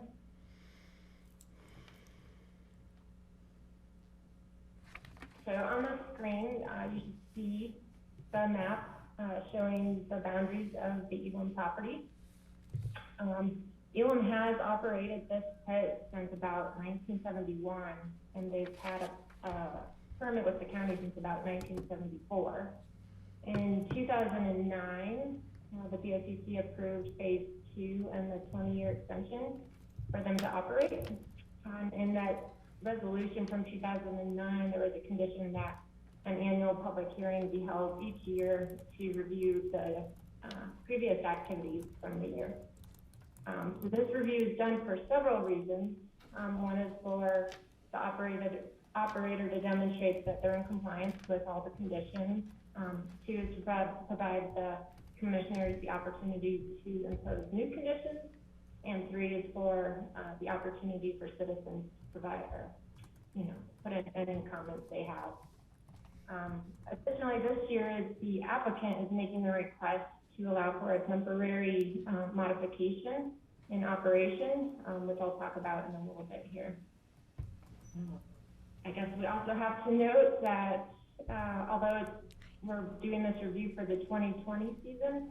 There was a structure fire on May 20th of 2021 around 4 a.m. So you guys might have seen that in the newspaper. It's thought that this fire was started within a large generator, which caused major damage to an adjacent construction trailer to that generator. So on the screen, I've got a photo I took of the debris from that fire. That's what's remaining. I believe the applicant just obtained a soil analysis yesterday, which they forwarded to the state. The reason they had to do this was approximately 100 gallons of fuel, diesel fuel, is unaccounted for from this fire. And so when there's more than 25 gallons unaccounted for, they have to report it to the state. So they've gone ahead and done that. Our environmental health department is also well aware of this event, and they'll be monitoring and looking at those soil reports and monitoring it through the following year. So this will definitely be part of next year's review cycle too. So with that, I guess we can stop and discuss it, or maybe we should wait until Jim and John have had a chance to speak. Sure. And I see Jim, and then John, can you tell us your last name? We'll go ahead and update, you're both showing up as Tammy also, so we'll go ahead and update your names here on the screen. So, yep, that's Jim Duty. And How you doing? Hi, and then John, what is your last name? My last name is Mueller. Mueller, M-U-L-L-E-R? M-U-E. M-U-E-L-L-E-R, okay. Correct. And J-O-H-N? J-O-N, it's actually Jonathan. Okay, Jonathan, thank you. Very confusing. All good. Okay, thank you for letting us do that update so folks at home know who is speaking.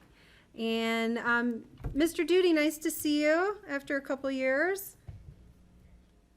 Thank you. Good seeing you too.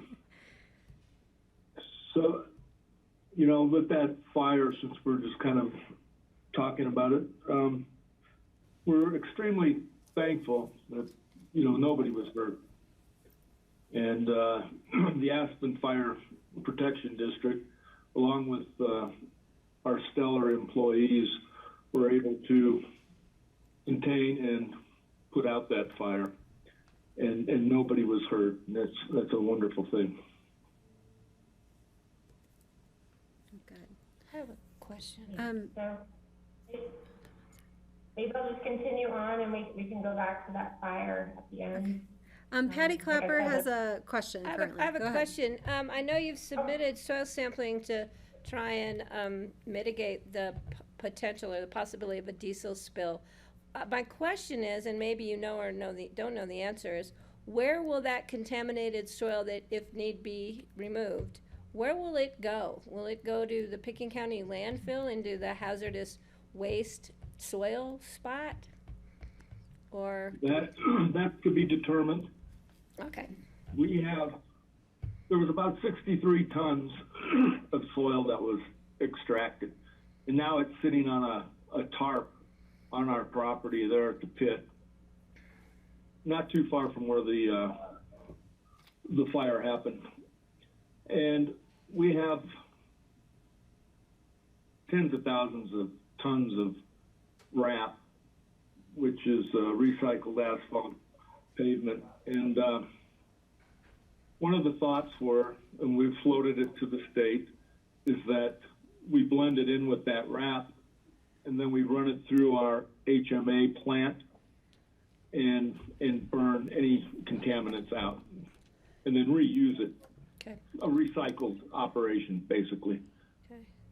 Well, I appreciate that, because I would rather see, if that's approved by the state, I'd rather see that process than it be going to our landfill, because we have limited space over there, and most of it is reserved for the Smuggler Superfund site soil removal issues. So as long as we can keep more soil out of that spot at the landfill, I think it's better. So I hope that that's approved by the state. Thank you, Jim.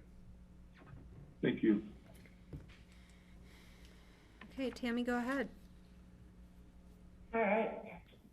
So like I said, this annual review is for the 2020 season, and compliance is reviewed with the standards in Resolution 52, 2009, and with the resolution from last year. So within the memorandum, I did address each of those specific conditions, but in general, one of the primary requirements is for the applicant to submit various reports like the soil, water, noise, and septic monitoring. They have done that, and staff, including the Environmental Health Department, reviewed those results and confirmed that they are all indeed within the acceptable thresholds.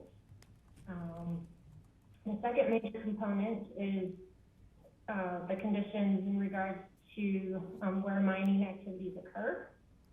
So on screen, here's a great shot from this June of inside the pit. During this 2020 season, one of the conditions was that mining shouldn't occur any closer than the 700 foot setback from the residence to the north. The primary reason for this was to continue to allow the landscaping on that north side time to grow. When I did visit in June, mining was occurring about 150 feet from that setback line, and the applicant has stated that they don't anticipate any mining this coming season to progress beyond that 700 foot setback. Like I mentioned before, they've submitted a request to allow equipment to temporarily access the topsoil and overburden material from above the pit versus inside of the pit, which is what they're limited to at this point. The reason for this is that with a safety issue, they're stating that when they have to reach up from inside the pit, they're pulling down a lot of material onto those operators, which is very unsafe. So in looking back at that original condition, that intent was really to ensure that there is a 48 decibel level maintained for that residence to the north. It's located at 401 Woody Creek Road. So staff's solution would be to have the applicant demonstrate that decibel level can be maintained, whether it's using smaller equipment or what, or that they obtain permission from that property owner that for a maximum of 2 weeks that noise level can be exceeded. So that has been drafted into that resolution, but maybe the BOCC or the applicant has a better solution, but that was our take, that would address that condition. Another aspect of the annual review is to address the reclamation activities that are to occur. Since about 2000, reclamation, backfilling, and sloping activities have been underway. In previous years, the applicant has contracted with Native Habitat to spray for noxious weeds. This year they didn't do that, just because a lot of mining was occurring closer to the eastern boundary, and there's a lot of shaping and grading occurring in the north. So they used those mechanical activities to basically clear a lot of that area where there were weeds. And it was, when I visited, it was very obvious that this was obviously working, but there were some patches of weeds, so as always, they're aware that they're going to have to continue that weed management. In 2009, at the time of that phase 2 expansion request, landscaping was required to be planted on that north side of the pit. It initially failed, and so in the 2015 annual review, the BOCC adopted conditions and a planting plan, and also took a $35,000 security deposit to ensure that those plantings survived. As of last summer, there were some of those trees that were failing, and so the applicant hired Aspen Tree Service to remove and prune a lot of those trees, which they did do, and they look good. I've got some photos here of some of those trees. As you can see, that some are still stressed, but a lot of them are doing really well. So come fall of 2022, staff will go out and do a final inspection on those trees, and if at that time they're all viable, that financial security will be released. As for referral comments this year, we did not receive any formal comments from the Woody Creek Caucus. I believe that it's been a little bit more challenging having them all meet, but I did speak with one of the representatives, and they said they were unaware of any complaints. As same with staff, we haven't heard any complaints this operating season. So, in summary, staff believes that this year the applicant is in compliance with all their conditions, and therefore recommends that the board approves this annual review for next year's operating season. Thank you, Tammy. Any questions for Tammy or Jim or John? Craig.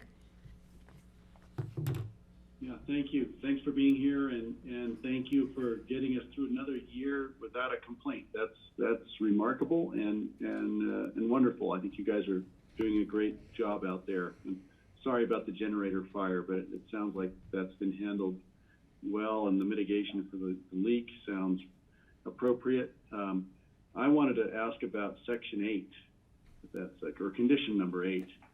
Just regarding, are we still looking at 2029 as the end of the useful life of the landfill? What can we, what are we thinking about the end of the life of the landfill and the potential uses? I think it's intriguing to think about it being a water storage. Perhaps the city I'm wondering if the city's looking at that for their water storage. But I'd love to hear an update on that, because it looks like the dates on that condition are really back to 2018 or 2017 is the most recent. John, you want to speak to that? Just the life, excuse me, just the life of the pit itself. Yeah, sure, Jim. So as far as the life of the resource of the material, due to market, share, having gravel in the area, we don't foresee exhausting those resources by the end of the life of the permit. However, as you had mentioned, there has been several proposals of what to do with the pit in the future, and as you mentioned, the city has been looking at a potential reservoir for this pit. We've done several drill testings. They're still monitoring groundwater and continuing to move forward there. Not much has come up as of late with that city's proposal, but we're still, kind of weighing out options, if you will. But we'd like to continue to provide gravel to the community and to our customers and construction in the area, future airport projects, et cetera. So, I would say that we intend to continue to sell gravel, and that's what we're in the business to do, and that's what we intend to do for the future until that might change due to circumstances or other opportunities within Pickens County. Great. Thank you for that. I was just thinking that we know how slowly things happen with projects and development plans, and so I think it's great that conversation continue at some level, and that we can plan ahead for who knows how long it'll take to deplete the resource. It seems that with the rate of construction activity, it may become depleted more sooner than we thought. But you guys know that one. I'm just hoping that we have some good options and a good conversation about it as that inevitable end of the site, the life of the location comes about. So I'd encourage that, and hoping that there's, I guess that could be part of the annual check-in. So thank you. Okay, thanks, Greg. Steve.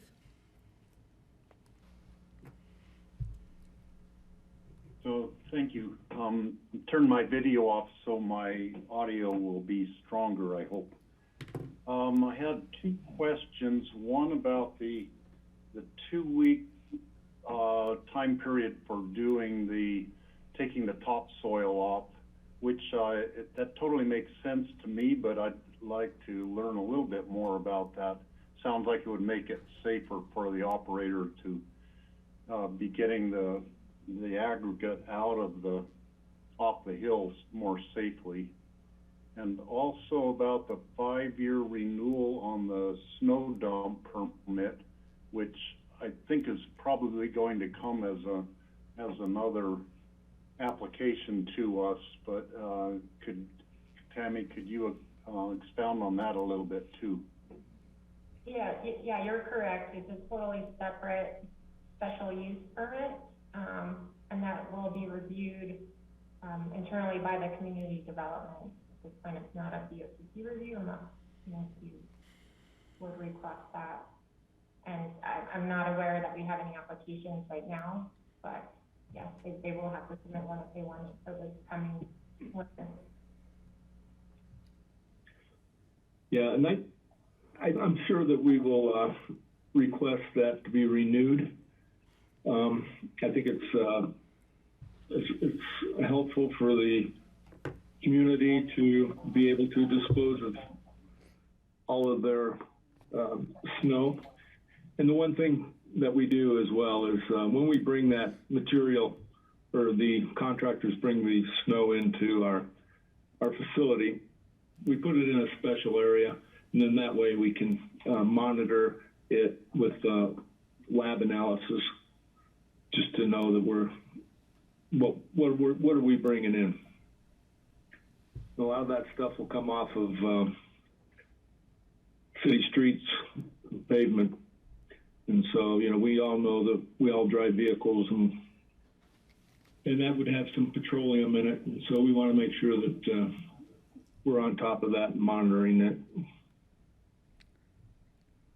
But as mentioned, we will be asking for a renewal of the special use permit. Steve, do you have other questions? Well, how are you going to talk about the topsoil removal part to extend the top of the berm? Well, cut at the top of the berm, I guess, is where that's coming off of.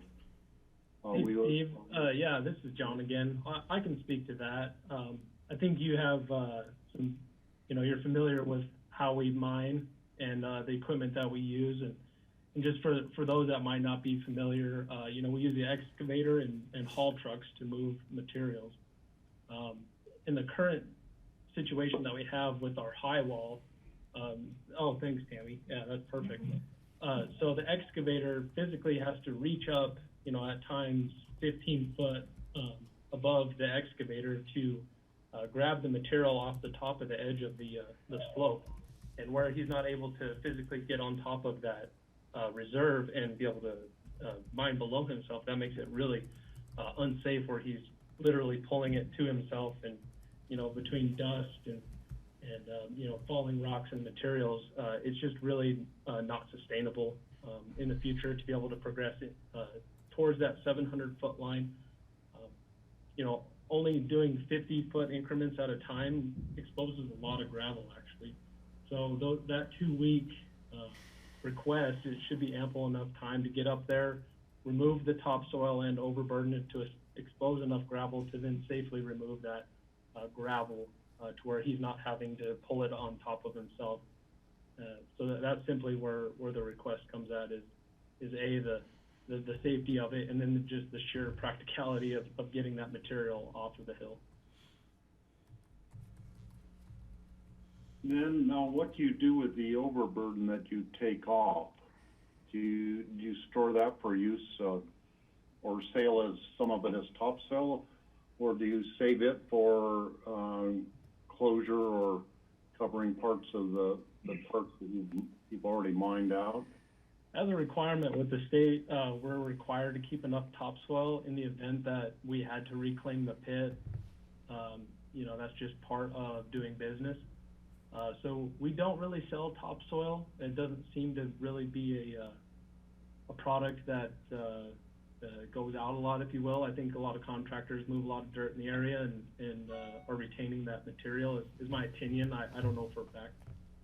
But that's just what we've seen in the past. But we do save our overburden and our topsoil. I don't know if that picture, Tammy, you might be able to scroll over. I can't really see it. To the left of the screen there. You might be able to even see the overburden in that picture. I can't really see it from this angle, but it should, oh yeah, right there at the bottom of the hill, that pile right there is all our overburden that we've stored and placed along that side there. So once we proceed, as you're looking, this is actually looking, I believe, straight north. We're gonna proceed straight north on that top of that hill. And once we get all of the slopes in that hill eventually down to where it's not so vertical, we'll be able to slope some of that perimeter. We're supposed to leave the actual barrier on the east side, so that way we're not, visible from the other side. So eventually we'll have to slope that with dirt and then, re-veg it with seed fertilizer. Okay, thanks. I pretty much understood what you were probably going to do, but thanks for the explanation. You bet. Okay, other questions for Tammy or Jim or John?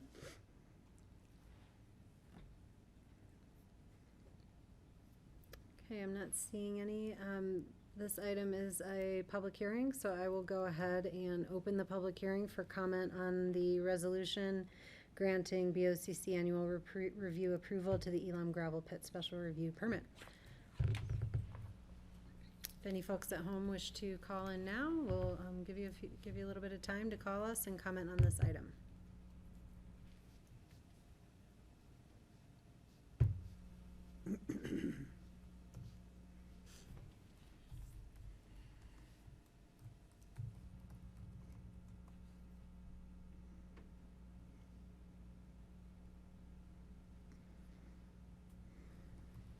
Okay, I'm not seeing anyone join us for public comment, so I will go ahead and close the public hearing on this and bring it back to the board for any further discussion or a motion.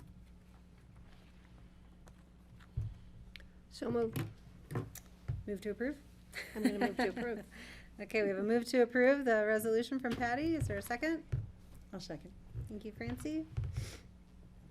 I think I've done this approval more than once, Jim, over the how many years I've been here, so it's good to see you guys again, and you're doing a great job. Thank you very much. Thank you. Okay, any further discussion from board members? Seeing none, Steve, go ahead. You're frozen. It's kind of a cool way to be frozen, but you're frozen. I've said this before, I'll say it again this year.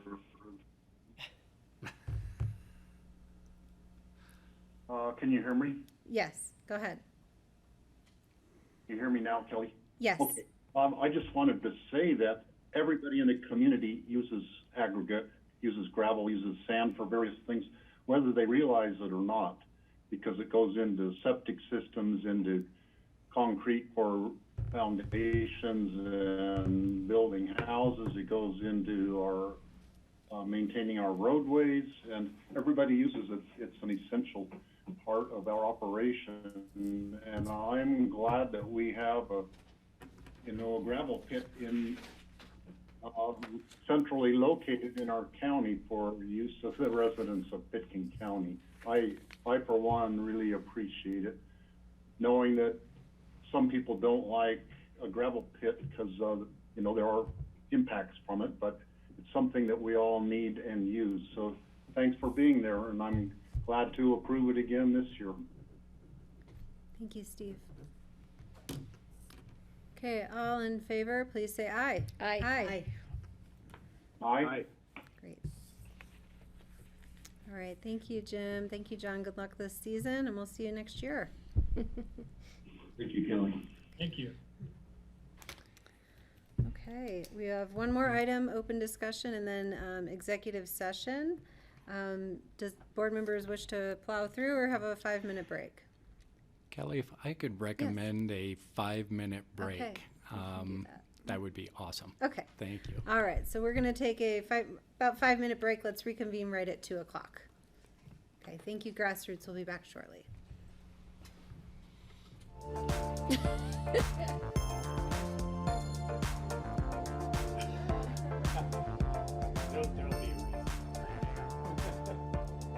There will be a reason.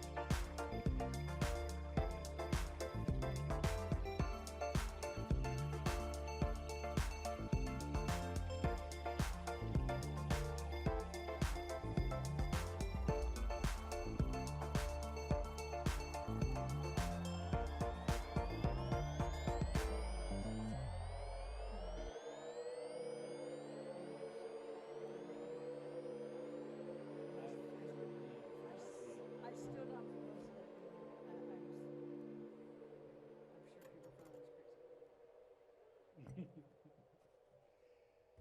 know there was a lot of talk about making this a standing dais, actually, but it's too big of a change, I guess. We couldn't.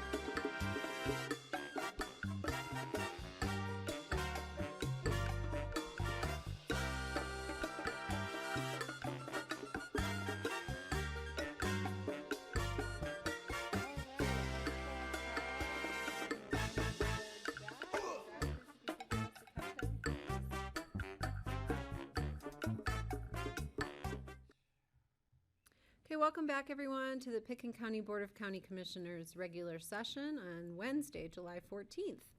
And we are towards the end of our agenda here. We're on item number 12 for land use items. We are talking about the Cold Mountain Ranch, and so we have two consideration items. We had moved item number 8 to be discussed in concert with item number 12. So this is an ordinance approving the amended and restated deed of conservation easement, as well as a resolution amending the open space preservation master plan, both on the Cold Mountain Ranch. And we have Suzanne Wolf here with Community Development here to present, and our applicant here joining us by Zoom, the Fales family. Nice to see you all. Thanks, Kelly. I actually wasn't sure how best to go about this. If you wanted Paul, he's helped lay the groundwork for me, because I think you're all familiar at this point with at least the conservation easement side. So, I mean, I do have some presentation on the open space master plan, but I didn't know if you wanted him to kind of do his second reading, maybe spiel for you first. However you guys then I'll tag team figured on it out. That He's sounds got great. the graphics. So Okay. I think if we sort of do that, run back through what you've seen before, if any of that, and then I'll jump in and run through the open space master That plan sounds stuff. good. And Paul Holsinger with Open Space and Trails. Nice to see you too. Sorry I didn't Yes, recognize sorry you. I couldn't be. No, it's all right. Sorry I couldn't be there in person. Yes, I'm Paul Holsinger, the Conservation Easement and Agriculture Administrator for Open Space and Trails. And there is one edit to my agenda item summary for this item. But in the middle of the first background paragraph, I said that the conservation easement allows the construction of 2 additional houses. It's actually 3 additional houses, which is carrying forward into this amendment as well. But other than that, nothing has changed. Again, this property was conserved by Pickens County with Colorado Cattlemen's Agricultural Land Trust, with help from Great Outdoors Colorado back in 2009. The conservation easement was purchased on the property through a Great Outdoors Colorado Legacy Grant, which got us the first phase of the Crystal Trail. It also helped purchase the conservation easement on the Darien's Ranch, which is up over near Marble. So the grant that we obtained from GOCO did a lot of good over there in the Crystal Valley. This is just one piece of it, so it's a very good piece. A few months ago, Bill and Marge and Katie and Howie, who are there as well, came to the county and said they'd like to amend the conservation easement and the open space master plan to better construct a development plan for the property to get Katie and Howie a place right there near Bill and Marge, and find another suitable spot for Molly. Molly failed. And after staff looked at the proposal, we were all for it. It hit a lot of pieces that satisfy our conservation easement amendment policy. It upgraded some language and format by getting rid of some complicated development scenario language and limiting some square footage.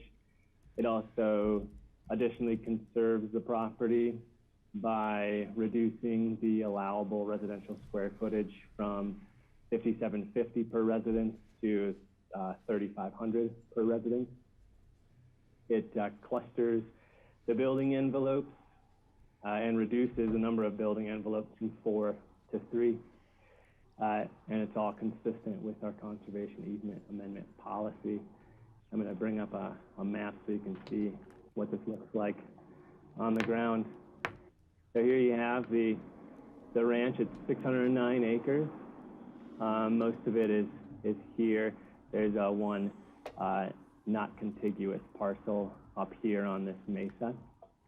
But when the first iteration of the conservation easement was granted, there were 5 envelopes identified, and only 4 of which could be built in. So there was some flexibility. The only structures currently are in envelope B and C. These were options, and this one down here along the river was also gave the county the ability to purchase that as a right of first refusal. So now the proposal is down to this envelope has been eliminated, which accomplishes the county's goals of preserving that area. It also removes the building envelope over here, which was in a draw. And if anybody has any experience observing wildlife, that's where they like to come in and out from high country to agricultural fields. They like agriculture just as much as everybody else here. So the one of note here where Suzanne will also talk a little bit more about Katie's house option. Piece of this building envelope was taken from this area, which is again kind of in a draw, which is utilized by wildlife, and moved over into a portion of the ag field right next to Bill and Marge's house, which is right here. The other change was to building envelope A. You can see it was tucked up over here. Now it's moved out to here, and this is where they're forecasting the building site to be for Molly's home.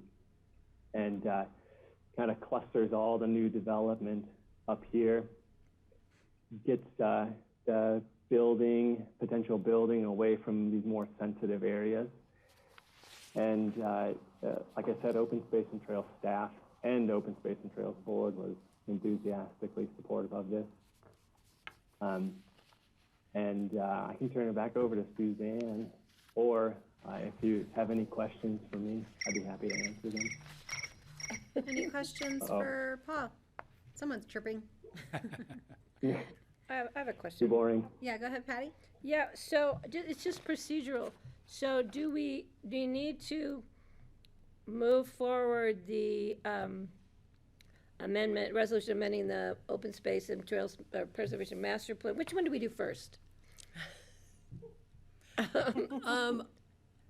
know there's something we're supposed to do first, and I don't know if there's John Ely, maybe he can help with that. John Ely, who's on first? It really doesn't matter in this regard which particular action comes first. Okay, all right. I can do whatever I want? As always. As always, okay. Never happened. In 19 years, it's never happened. Thanks, Patty. Other questions for Paul? Steve?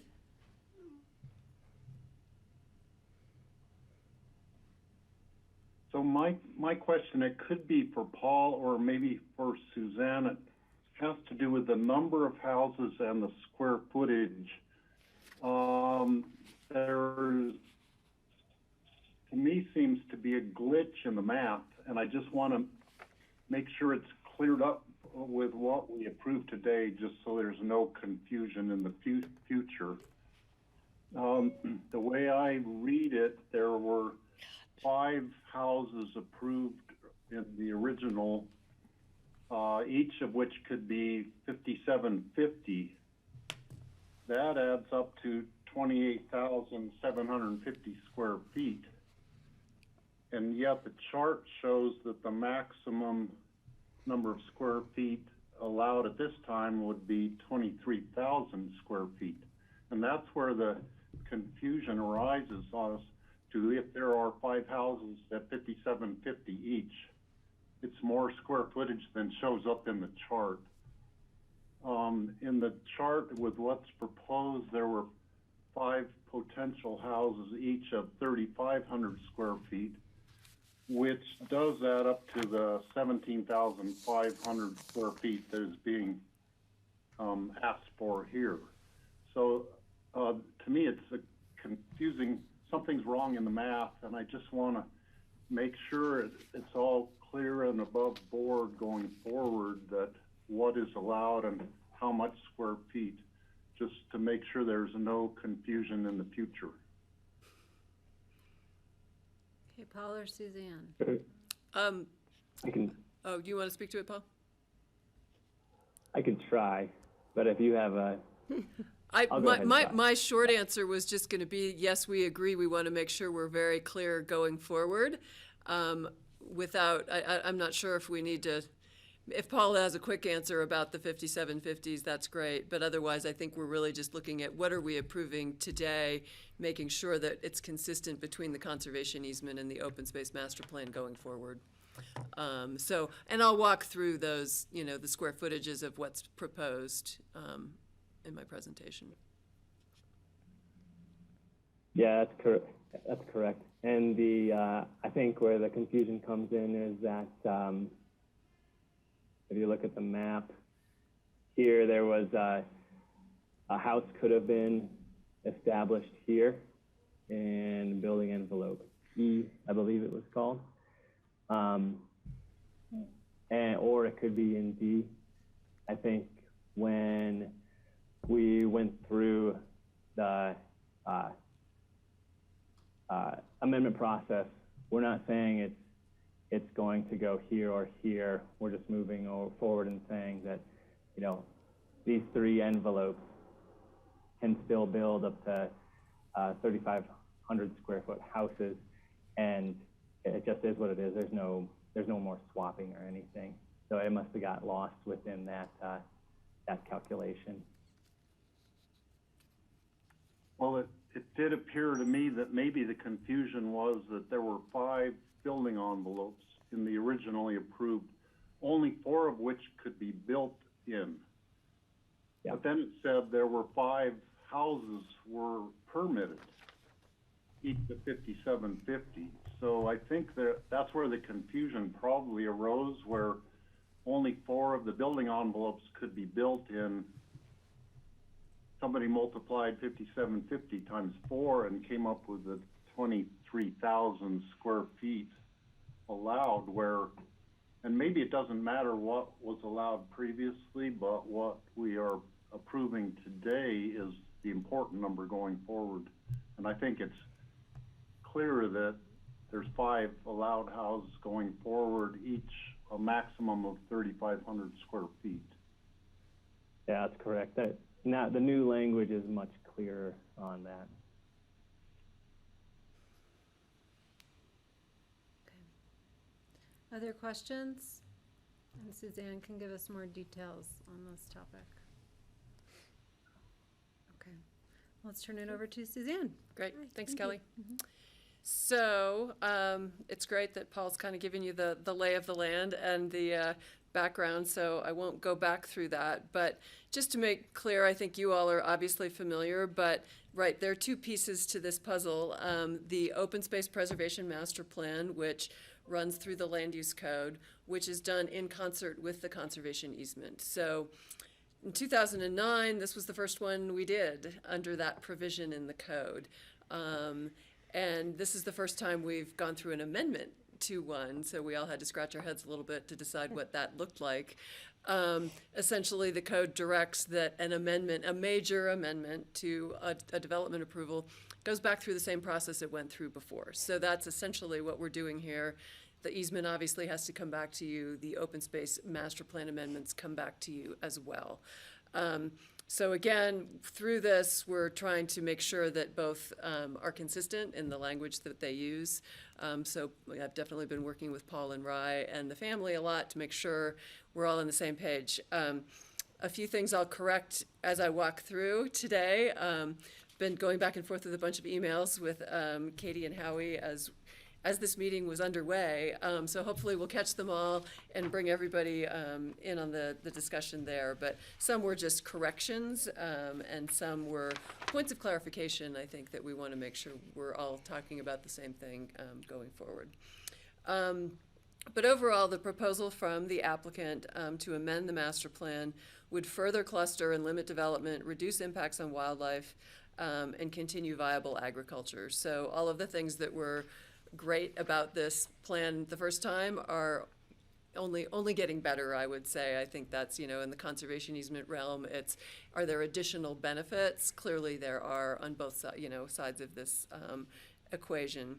The proposal would modify building envelopes A and B, eliminate envelopes D and E, which Paul spoke to, reduce the total allowable floor area and the maximum allowable floor area per residence. On the land use side, since Katie and Howie are ready to move forward with their house plans, they're requesting site plan review approval for the residence in building envelope B. And they're also requesting a site plan review exemption for a caretaker dwelling unit in building envelope C, down by the ag buildings. And I'll show those maps at some point when we get to that further discussion on that. You all don't usually see exemptions. Those are things we usually do to move something into permit. We can do that for an accessory structure. So that's the difference between Katie and Howie's principal residence versus an accessory caretaker dwelling unit. But essentially, it was a way that we could wrap that into this process and move it all forward so they can move into their next step on both of those with submitting building permits. So a little bit, again, going back to the original criteria of the Open Space Preservation Master Plan, a lot of those things were really applicable the first go-round. We were getting a conservation easement, all of those things. So some of those criteria aren't applicable. But speaking a little bit more to the specifics of, the number of units, where it's going to go in the envelopes, again, I think that reduction in square footage overall and from 23,000 to 17,500. And reducing the maximum residential floor area from each residence from 5,750 to 3,500 square feet. One thing we really wanted to be clear about moving forward is that the 3,500 is the maximum for any one residence. And then they have this pool of 17,500.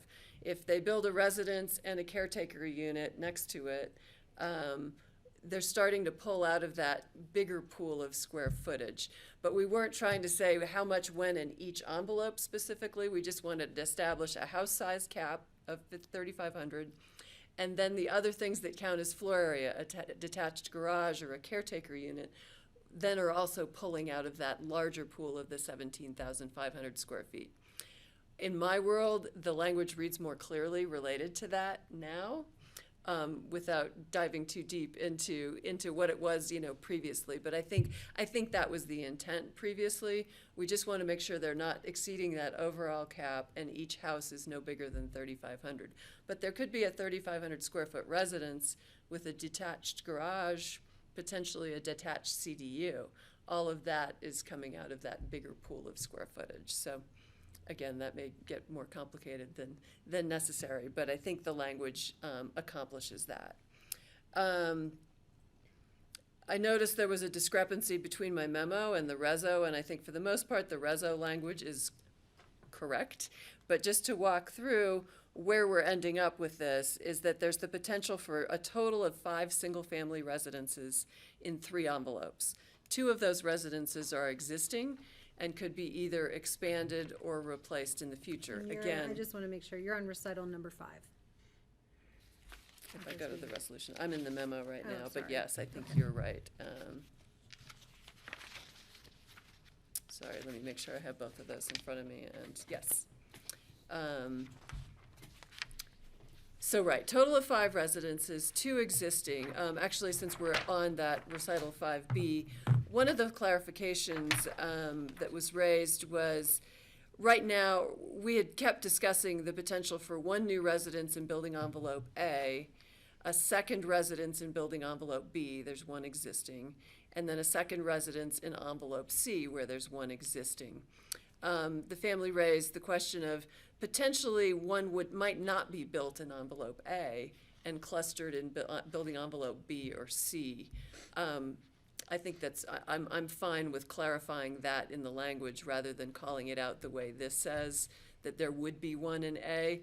Again, I can clean that up, but essentially what we're saying is 3 new residences, no more than 1, I think, in envelope A, but that could be put in envelope B or C and further cluster. I don't think we have any issue with that, but it would be a clarification to that language. what's correct in the reso and was incorrect on the memo was a total of 5 caretaker dwelling units. So a caretaker dwelling unit is seen as an accessory unit to a residence.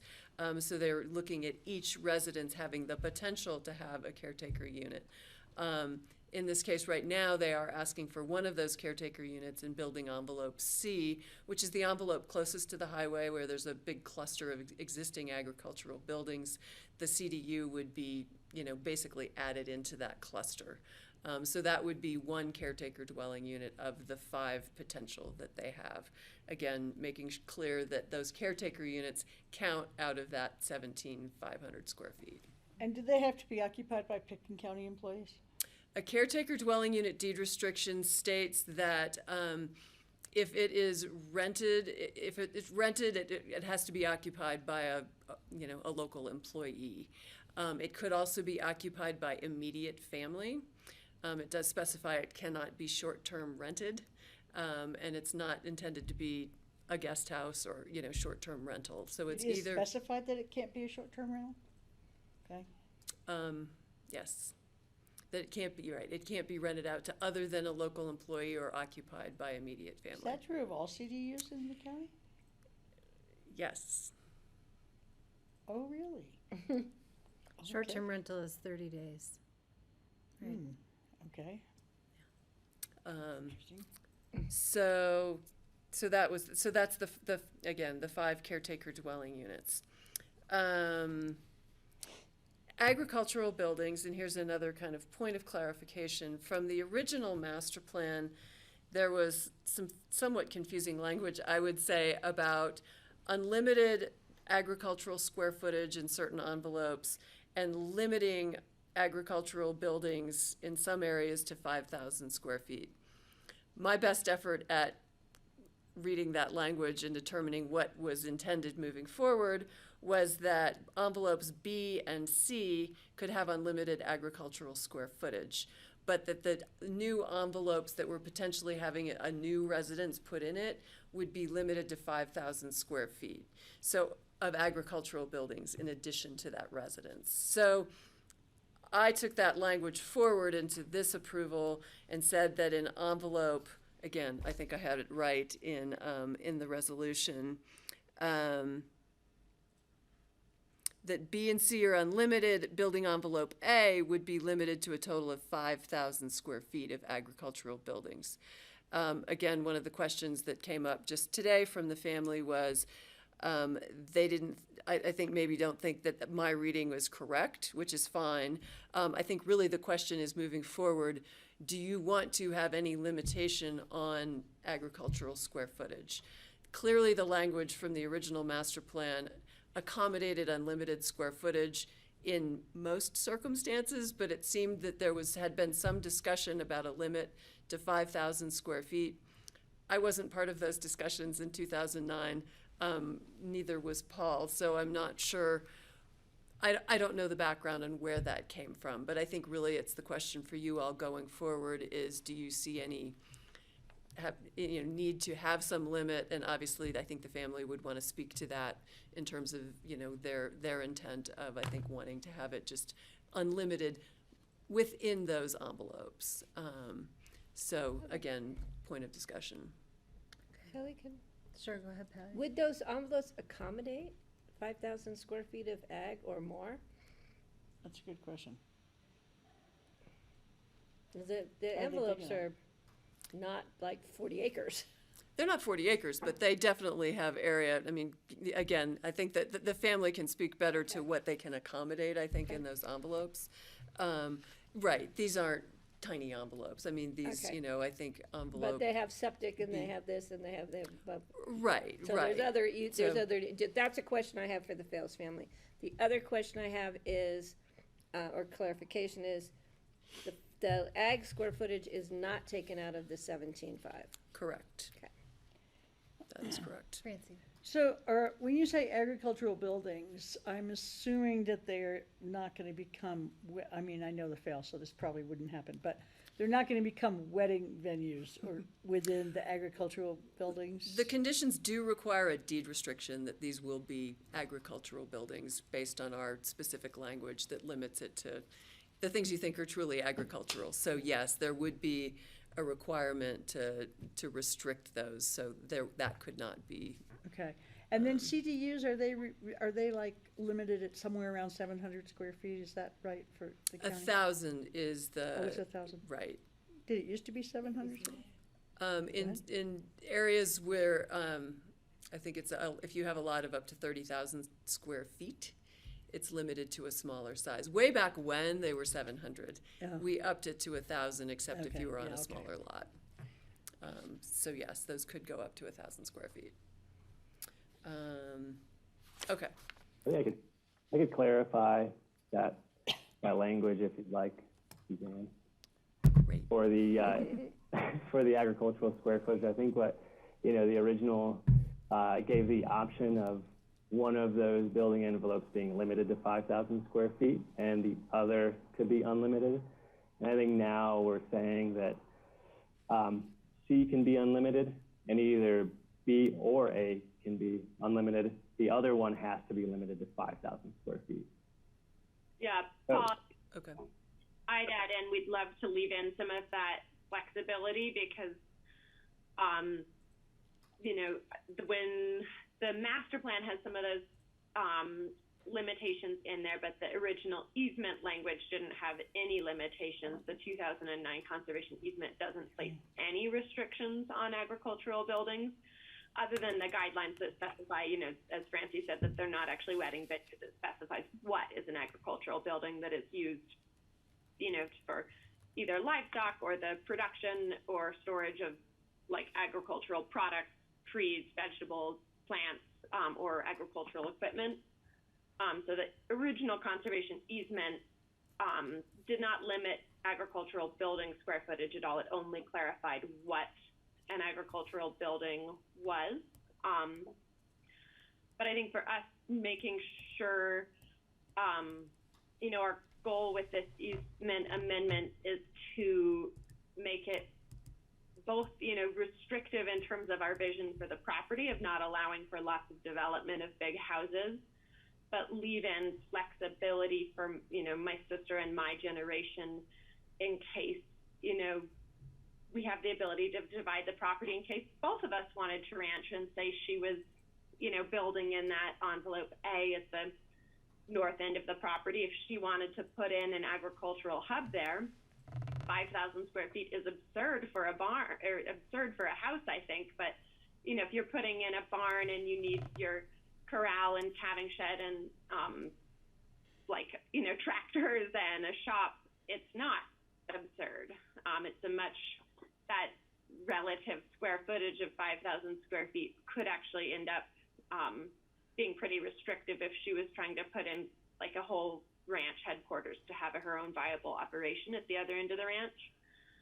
So I would strongly lobby for either using the original conservation easement language that just clarifies what a conservation, what an agricultural building is, or allowing it to be flexible of either B or A as the unlimited one, just so we're not, so that if she builds in that envelope, that we don't limit her potential to have a viable ranch in that end of the property. So let's take that item for discussion. Thank you, Katie, appreciate it. Patty, go ahead. I want to just clarify. So what Paul was saying is A, B, and C. A would be unlimited, and either B or C would be unlimited, and the one that wasn't unlimited would be 5,000.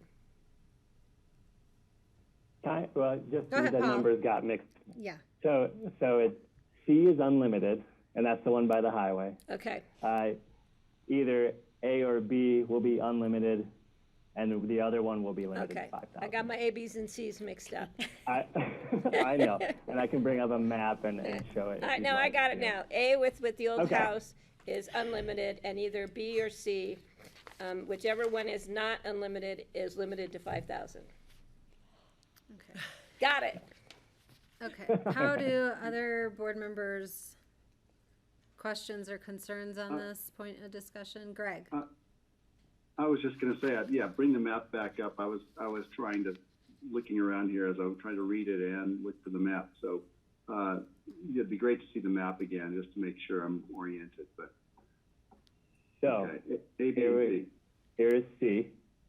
This would be unlimited, as the resolution states in conservation easement, unlimited agricultural square footage. Here's B, here's A, so it goes A, B, C. One of these two will have unlimited agricultural square footage, and the other one will be limited to 5,000. So that's all we're saying. It hasn't been built out yet, but eventually they'll have to make a decision. And through conservation easement stewardship, we'll keep track of what is built or isn't built and figure it out. And the Great, property thank you. along the highway is unlimited, Yes, that's C. Correct. and that's C. Yep. Concerns, agreement? I'm fine with that if the Fales family is fine with that. And Katie, you guys are okay with that? You want the flexibility, right? So this would preserve that. Sorry, I was muted. Yeah, we definitely would like the flexibility between A and B, just in terms of, we hope we never divide the ranch, but wanting it to be able to. Sure. Okay. Got it. Okay, I think we've resolved that. Let's, Suzanne, keep Want me walking to us keep going? through. Actually, Paul, since you have the maps up, maybe flip to the next one, which is Katie and Howie's site plan. So we'll talk a little bit Can you about. zoom in on that, please, Paul? Thanks. So I think from what Paul showed you, you saw, so this is amended envelope B. On the bottom of the map where you see the existing turnaround, existing garage, the existing house is also there. But this shows you basically that they'll use an existing driveway that comes up to the house from the highway. And then that's an existing ranch road that extends up to where they're showing that proposed turnaround, the garage, and the residence. So you can see how, clustered this is with the existing buildings. They'll be using an existing well that's already nearby that will serve this dwelling as well as the existing one. They'll put in a new septic system within this envelope. They'll just improve basically that ranch road that connects from that existing turnaround. They have gotten approval from CDOT for the additional residential use off of that existing access on the highway. They've addressed all of our criteria related to solar orientation, providing roof readiness. They're doing a roof-mounted solar array, passive solar gain. I think if you want, Katie and Howie can obviously speak to you a little bit more about their plans and designs. For us, the review under scenic view protection, this would be visible from the highway, but I think you can recognize it's at quite a distance. It is close and clustered to these existing buildings.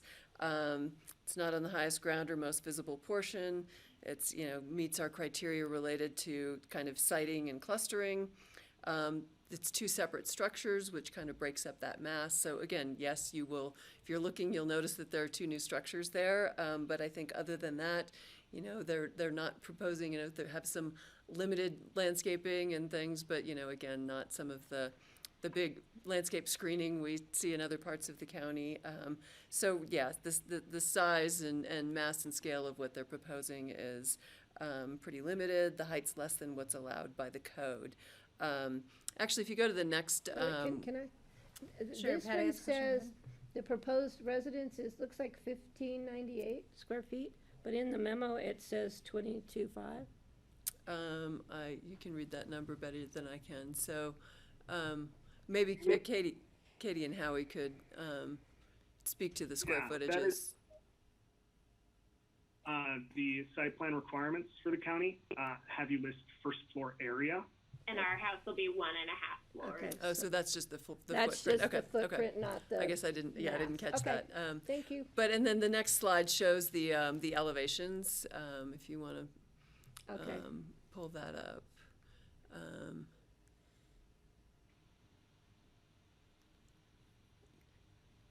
So just was going to show that. I mean, again, I guess I don't know if you want to just have Katie and Howie jump in while we're talking about this, if they have anything they wanted to Sure, that's fine, add. yeah. Anything else you And guys I want to? can- Yeah, go ahead. Just to add in, we knew we wanted a house that wasn't really tall and it's oriented to the south. We really worked on making sure to maximize our passive solar so that we would have a house that was, efficiently trying to heat itself in the winter. But then, making sure we have enough roof awning that in the summer we're not just getting baked. And yeah, we're really excited. Our little 450 square foot apartment's great, but we're excited to have a separate location for our bikes and skis than in our living room. It looks Okay. like you could have Oh, been we're built out of sugar cubes, Katie. I know. I will. All right, let's keep going. Okay, and then, yeah, Paul, just if you go to that last one, just to show, so here we're in building envelope C. This is the caretaker dwelling unit. That's, yeah, if you can kind of point to where that is at the end of that barn. You can see the existing buildings obviously are the lighter gray. The CDU is tucked at the end of that building. Again, something, if you're paying attention, you'll notice there's something new there from the highway, but clearly clustered with the existing buildings. Obviously no constraints, so pretty straightforward on that front to move that forward. So I think last thing that had come up at the last hearing in terms of, I guess, building permit review and moving forward. Obviously, when the family came to us and said, we want to do this, we want to do the right thing, we want to amend the easement, we're going to do less than we want, and Katie really wants to get a building permit.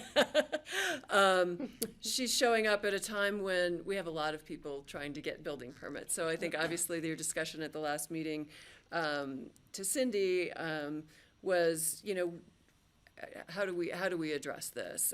So the information I provided in the memo, Cindy worked on, and just, to go through, what do we do today? First come, first served basis. Somebody comes in today, they're in the queue, and people come in after that, they're after them in the queue. Obviously, sometimes things, go back and forth with a referral comment. If somebody needs more information, a permit might get set aside while we work on something else. But we don't have any prioritization. This came, help from Cindy based on location, origin, size, or magnitude of a project. Obviously, if there's a public health, safety, welfare issue, as with the Lazy Glen sewage treatment plant, we make that a priority and get it into the queue. But Cindy noted many jurisdictions do prioritize projects as an incentive based on community goals. I think, things have come up before. If it's a smaller house, do we want to give them or if it's, off the grid or whatever it is. But we don't have any prioritization at this point in time.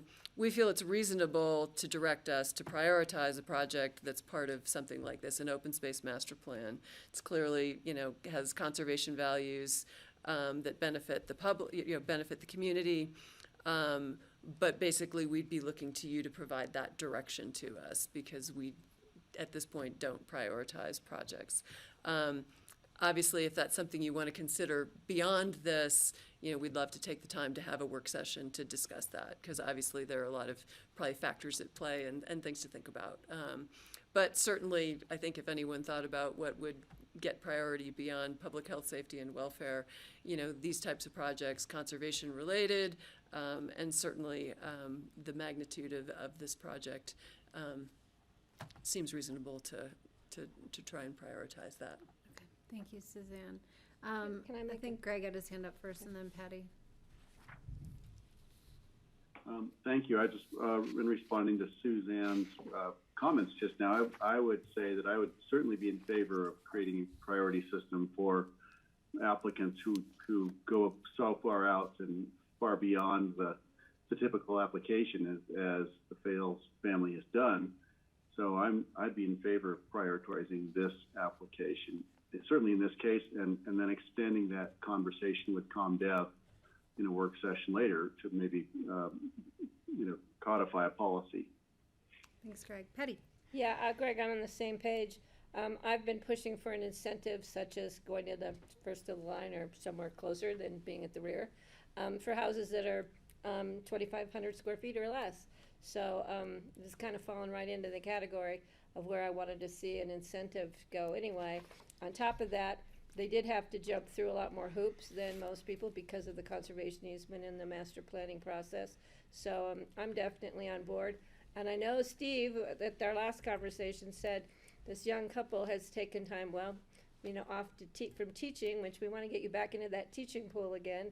And we had to delay because of the extra hoops you had to jump through. So I would be comfortable in moving this forward and bringing the whole concept back to the BOCC as part of a work session so we can have a broader discussion and put something, into the code or wherever we needed to put it appropriately. Thanks, Patty. Steve, I see you joined us on video. Jump on in. Yeah, I agree complete with Greg's comments that I like a prioritization system. The Fails are making really significant improvements to their conservation easement and their development plan that are of real good benefits to open space values and wildlife values, which ranches in our valley provide a huge amount of those benefits all across the board. And they're taking, a significant cut in the amount of square footage per house, which that's what we are really working towards, is getting smaller houses. And the 3,500 square feet is actually really close to the average square footage of houses in Pickens County. So I totally like the idea of the prioritization, and I'd love to have a work session with ComDev to, discuss making that a policy change going forward, just like Greg suggested. Thank you. Thanks, and I'll jump in, Suzanne. Thank you for bringing back the extra information, on a related but just completely separate context. There's a discussion I was on this morning was related to affordable housing grant programs and looking at things like incentives to prioritize building permits for affordable housing as a means of getting access to some of that grant money for affordable housing. So I don't know if I said that articulately, but there's different things that we could look at as to why we might prioritize and different rewards we could gain for doing so. So I think I've noted it as for our future agenda list to bring back in a work session for that topic. So I think you have direction on this specific one. Yeah, Francie, go ahead. I'm totally on board. I just don't need to say everything everybody else said. Sure. Yeah, thank you. Okay, other items for us to consider or clarifications that we just need to keep put out in the open? I think that's all I have. Okay. So we've recommended approval. It sounds like a few clarifications in that resolution language, but otherwise. And let me just check in. We'll go to the public hearing next, but let me just check in with the Fails family to make sure that any of the concerns you had noted we've discussed, and if not, let's discuss them now. Just wanted to, say thank you all in particular for the willingness to I'm hoping that, bringing this to attention, I love the idea of having a acceleration process for anyone building under 2,500 square feet. And so, I just thank you for being willing to help us through this process, especially as we didn't take into account the time to get through the open space master plan amendment. So, just thank you for hearing us on that and for your willingness to give that guidance. We really appreciate it. Great, thank you. Okay, since we've gone through all the nuts and bolts, I'm going to go ahead and open the public hearing on both of the items that we will vote on for the Cold Mountain Ranch, the ordinance approving the amended and restated deed of conservation easement, as well as the resolution amending the open space preservation master plan and granting activity envelope and site plan review approval. So we will give it a few moments. Let's see if anyone wishes to call in now from the public on these two items.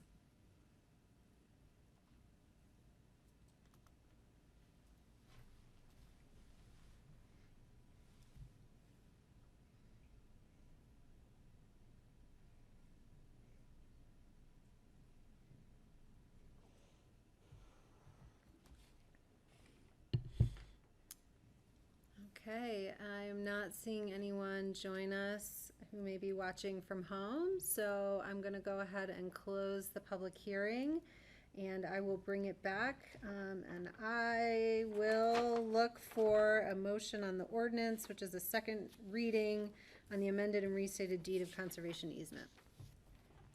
So moved. Thank you, Greg. I'll second. Thank you, Francie.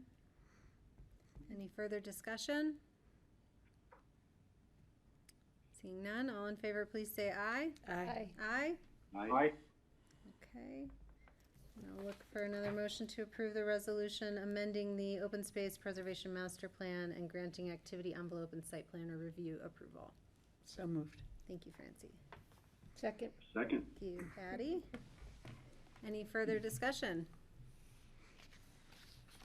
I have a question. Yes, Patty. Mr. Fales, do they still do like roof raising parties when you put the roof on? And if so, are you gonna have one?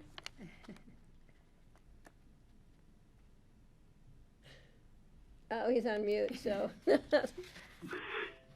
Yeah, only for those who've worked really hard to get the roof off.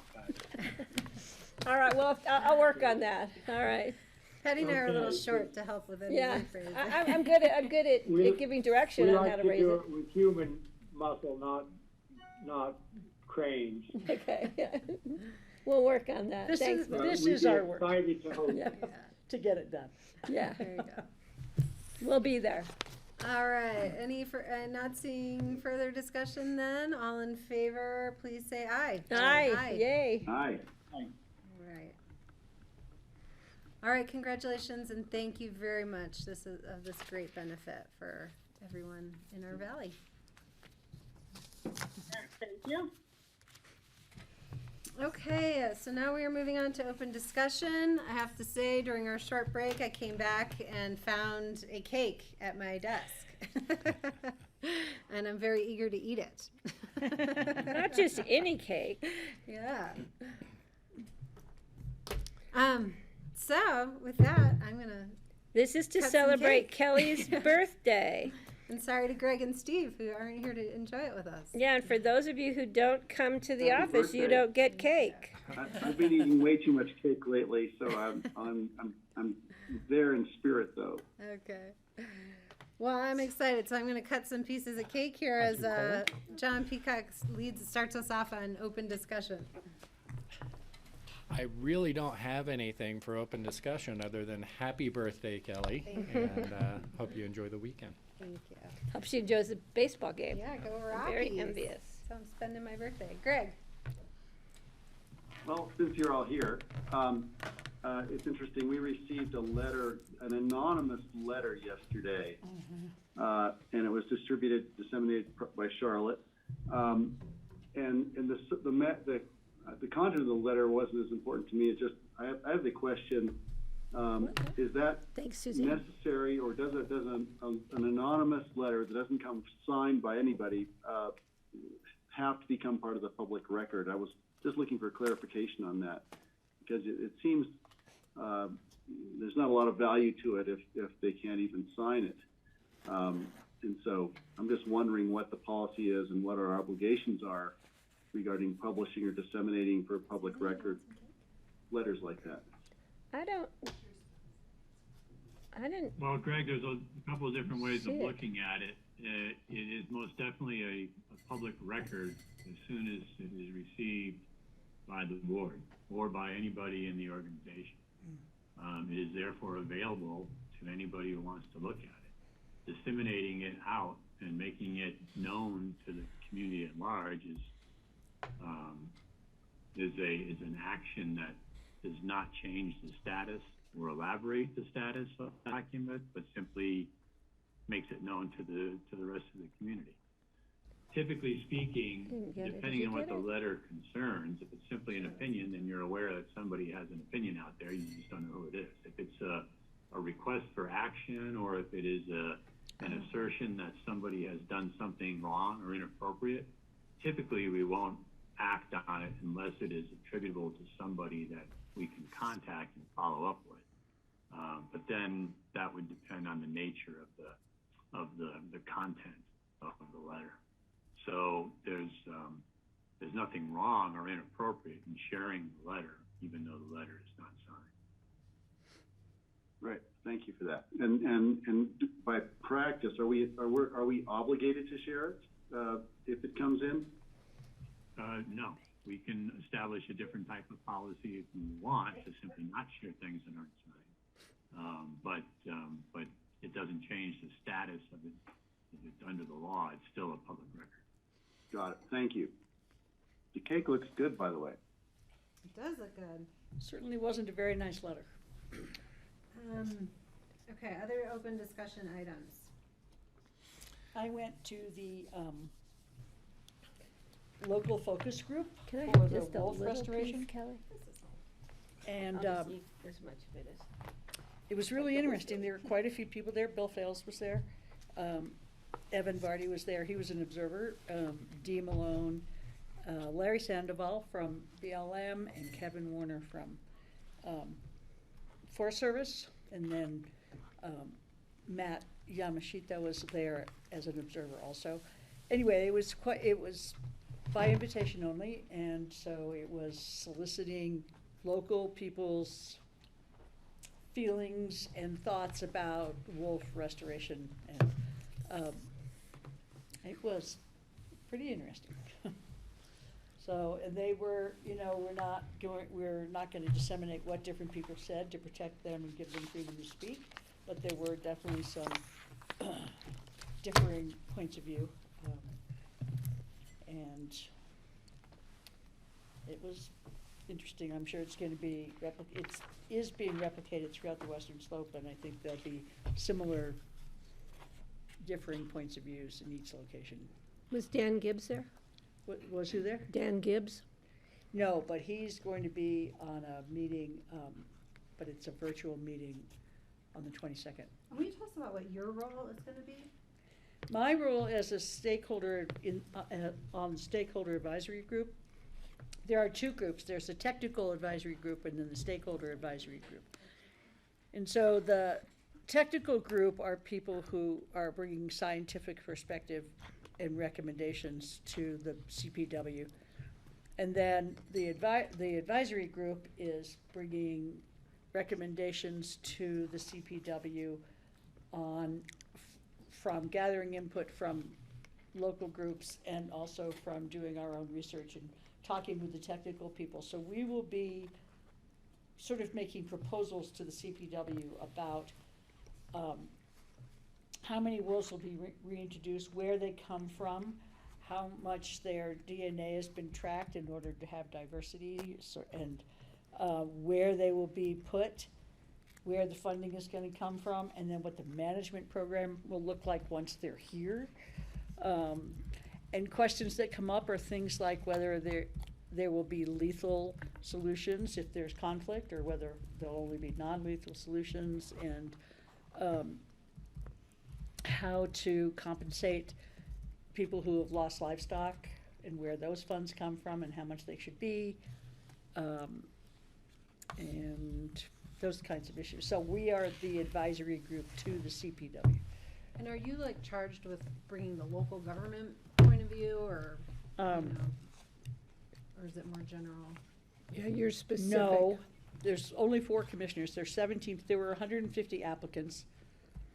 There were 17 of us chosen, and 4 of them are commissioners. Who are the other commissioners? I'd have to look at a letter to tell you that. Any other ones within our region, like Garfield County, or? Not Garfield, not Summit. Well, maybe Summit. No, I don't think so. Not Eagle. I honestly didn't recognize their names when I saw them. Okay. And I didn't meet them at the last meeting. I was sort of on the other side of the room, but one of the women who's on it is, she has that wolf sanctuary up by Divide. And then there's a zoo owner. I don't know where his zoo is. And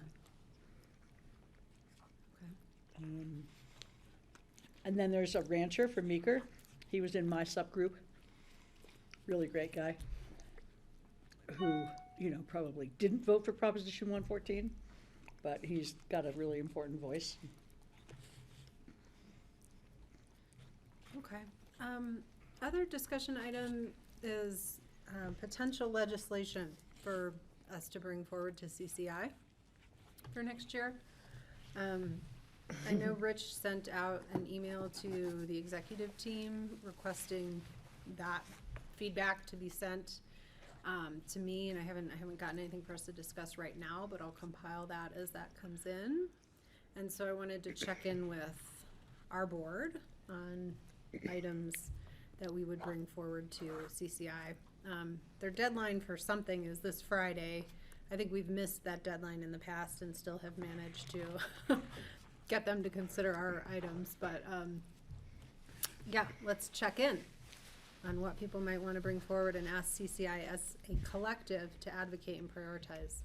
Patty? As per the mountain migration report, there's a section in there about looking at amending Tabor for real estate transfer tax. I think we might have the support of other counties and municipalities this year.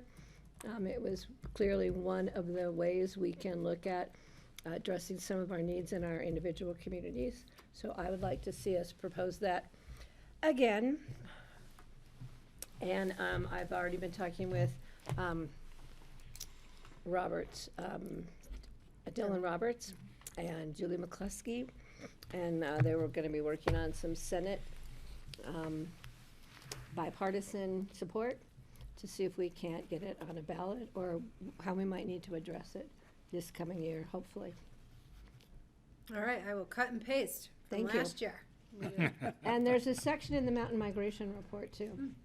Good, I'll That- add it, yeah. I'll find it, I looked it up. That cake was very good. Thank you for having It's a birthday. delicious. Yeah, Oh my where'd it come gosh. from? Whole Foods. Oh, It's really it's good. delicious. Other legislative items that are coming up for people? There are some I'll just talk about that I think other counties are bringing forward, but there's some talk about allowing local governments to pass a vacancy tax. There's some discussion about expanding the lodging tax to allow for other uses, excuse me, beyond just marketing for that money. And I know of other counties that are going to propose those, so I expect to see those on the list for consideration as well. Anything else? I think we can skip the marijuana sign issue on the highway for this year. Now that I've learned that those poles are wedged so they fall over if you hit them with your car. Steve? I'm not planning anything though, John. Steve, yeah, go ahead. Kelly, I think I would be happy with tagging on with other counties on their legislative priorities and working through CCAT and CC4CA on promoting the things that are nearest and dearest to us, so I'm happy not having something with Picken County's name on it this go around at CCI, and we can put our efforts into supporting those the good legislative proposals. Would you be okay if we re-propose the RET again? I think the membership has changed in a way that maybe we'd get more support this year. Yeah, I'd go for that. We maybe have better luck through CCAT doing that, but might as well bring it up at CCI again, and then maybe we get a few more counties over on our side. Okay. All right, and if I receive stuff from staff, I'll send that around too. Greg? Yeah, I just wanted to share a conversation that an email thread that we started at CORE. It started with an article I'd read in the Colorado Sun about a builder of mobile homes is building a factory to construct mobile homes to try to satisfy the housing demands in the Mountain West. And in the article, there was a conspicuous absence of any talk about energy efficiency in his conversation about building his homes. And so a conversation started. Marty Treadway from CORE actually went over and toured the mobile home factory that's being built with the owner, and they discussed, perhaps we can start building energy efficient mobile homes and just get started on that before, he wants to build 1,000 of these a year and build several factories. He's got big plans. And so really the conversation came from that with Brian Paul and Marty Treadway and then Chris Everson from the city of Aspen regarding what are the rules in Colorado regarding mobile home construction. And there are several zones based on the climatic zones in our state. Like for instance, the Mountain West where we are is zone 7, which requires the most stringent energy requirements or insulation requirements, while Mesa and Garfield might be in zone 5 or 6, which are less stringent. And so this guy wants to build his homes to go anywhere. So there's kind of a dumbing down of any sort of energy requirements. It also turns out the state rules supersede any rules we might make about efficiency, on insulation or energy efficiency of a home. I think the state rules might supersede it. So there is some work that probably does need to be done with these new modular home manufacturers who are stepping in and rushing to fill a need. But meanwhile, we have a climate emergency, and so I'm trying to figure out how we can sync that up. Yeah. And so I've looped in as many people, like CC4CA people, and clearly the people at CORE and CLEAR and the city, to try to figure out what do we need to do to appeal to the state legislature regarding rules about constructing modular homes. Clearly there's a concern that we could be making them too expensive if we make them energy efficient. But those are issues that need to be addressed. And so I feel like we're at the beginning of this. Patty would certainly want to get involved in that. But I think it's important stuff. So well, let me comment. I don't think we're ready to talk about it now with CCI, but I want to put it on the radar and try to get some help with figuring out how to sort through this. Join the conversation, in other words. Yeah, and Greg, let me, I'm happy to jump in and maybe bring in somebody from Division of Housing, because there was legislation passed this year to expand Division of Housing's scope related to regulating energy efficiency. So, the question might be, can Division of Housing regulate that now, and will they regulate it in a way that's helpful to us? And then if not, figure out the legislative path forward. But I'm happy to sort of see if we can find an answer to those first questions. Right. Yeah. Well, I'll loop you in, and I think it'll be an interesting conversation. Yeah. Mm-hmm. Yeah, and it could be low-hanging fruit, mm-hmm. considering the number of homes that they're planning to build, across the Mountain West. Well, and yeah, a modular home producer in our area is huge. That is one of the barriers to actually having been able to deliver more affordable housing. So, so it's good there. Could I? Yeah, Patty. Greg, I'll touch base too with Prosperity Now. That's an organization out of Washington, D.C. I've been to a couple of their conferences. I spoke at one about Phillips. And it's Prosperity Now, and then they have this I'm Home branch of that, and we tour these sites when we go to the conferences that are modular or tiny homes or whatever in areas in need of housing, with one specifically for veterans up outside of Portland. So let me touch base with them and see if there's any information I can pull off of their website or speak to somebody in the organization. Great, thank you. I think the trend that I'm seeing in following up on this over the last several months are that there are companies emerging which are trying to use the Tesla model for building modular homes. They want to do things that are versatile to a certain extent, so you could actually design what you wanted. Some of them are planning to be very energy efficient, but they're thinking about super factories, large factories that can churn out a lot of these things. And so I think this is the perfect time to be entering the conversation and setting standards so that that we're not doing the opposite of what we intend regarding the climate action plans. And I'm hoping we can reach the governor and we'll tour at the Colorado Energy Office and others and get them, make sure they understand we're focused on this as well.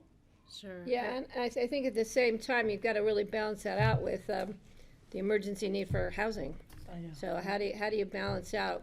You don't want to put people in things that are going to fall apart, but at the same time, you want to put people in something. So so that's going to be something that needs to be fully disclosed at the beginning of any conversation, I think, is you're not trying to interfere with the need for housing. We just want to make sure that the housing is sustainable, climate, issues, energy efficient, blah, blah, blah. Well, and I So think you we'd have bridge to plan.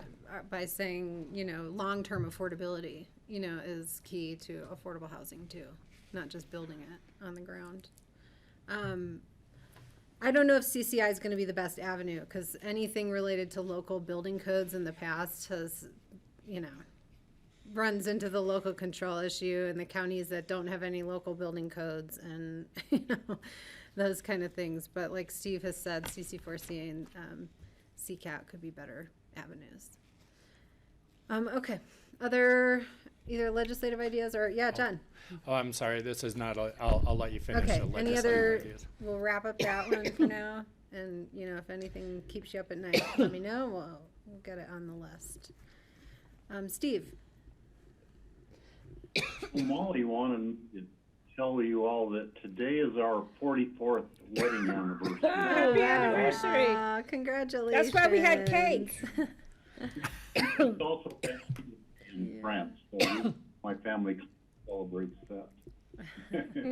Well, our best to Molly too, Steve. Congratulations. Congratulations. So cool.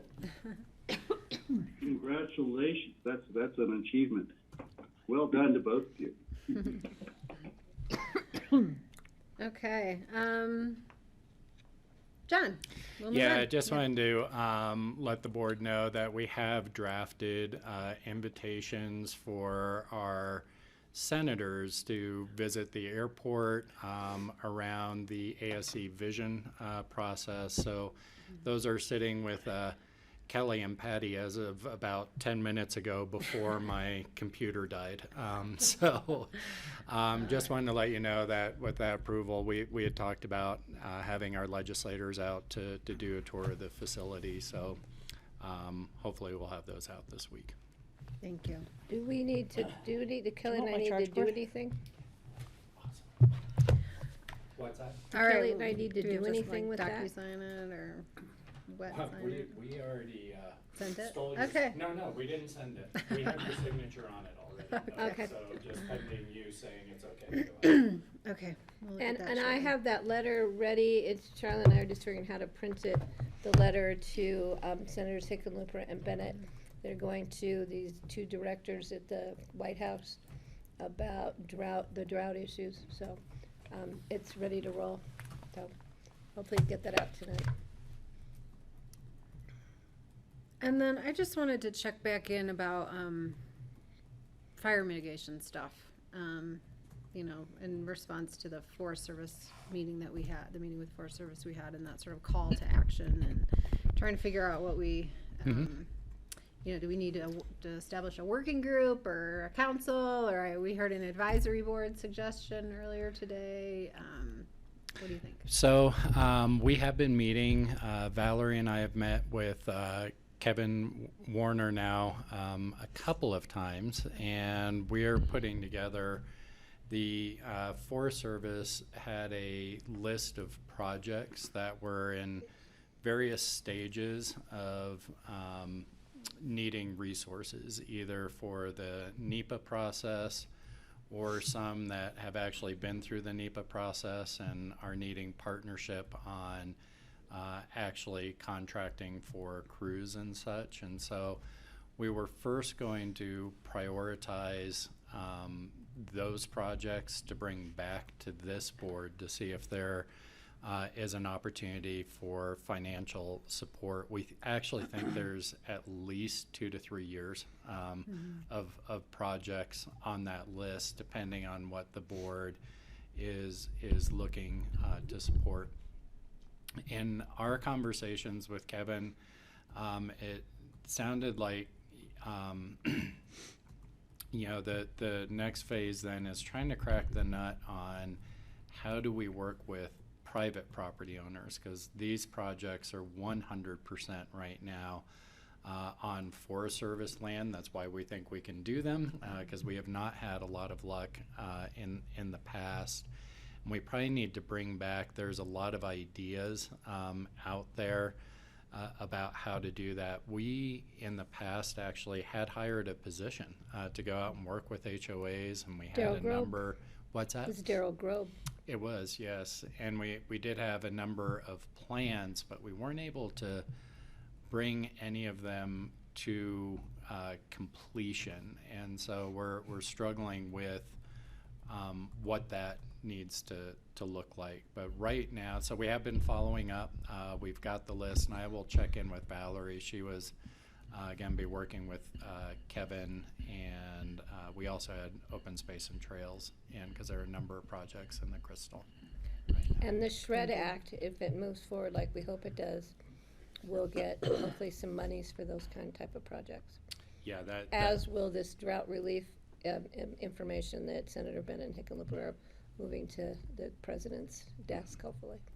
And one of the things that we're working on right now is, where do they need administrative support? For example, do they need us to contract to have the NEPA done and to manage the contractors, or is it just a funding issue and they have staff? So they're working on that. Okay, thank you, John. I appreciate the progress. Cool.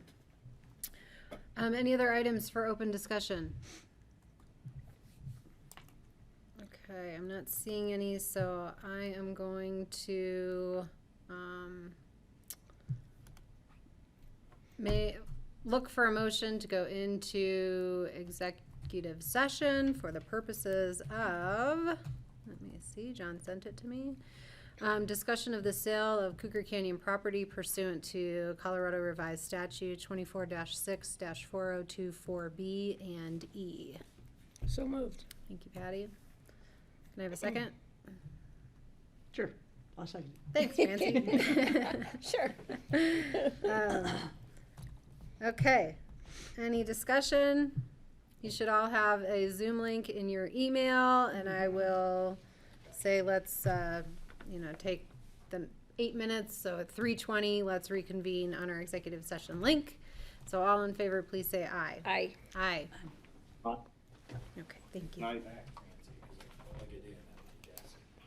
All right, You're thank leaving you us? to members of the public who joined us today. But you're leaving us? Thank you to you're Andrew leaving for us. helping us on Zoom, and to Grassroots for getting Yeah. us out there. I mean, unless this And we goes will till see you like all next 5:30. Tuesday for our work session on July 20th. I don't think it will. Thank you.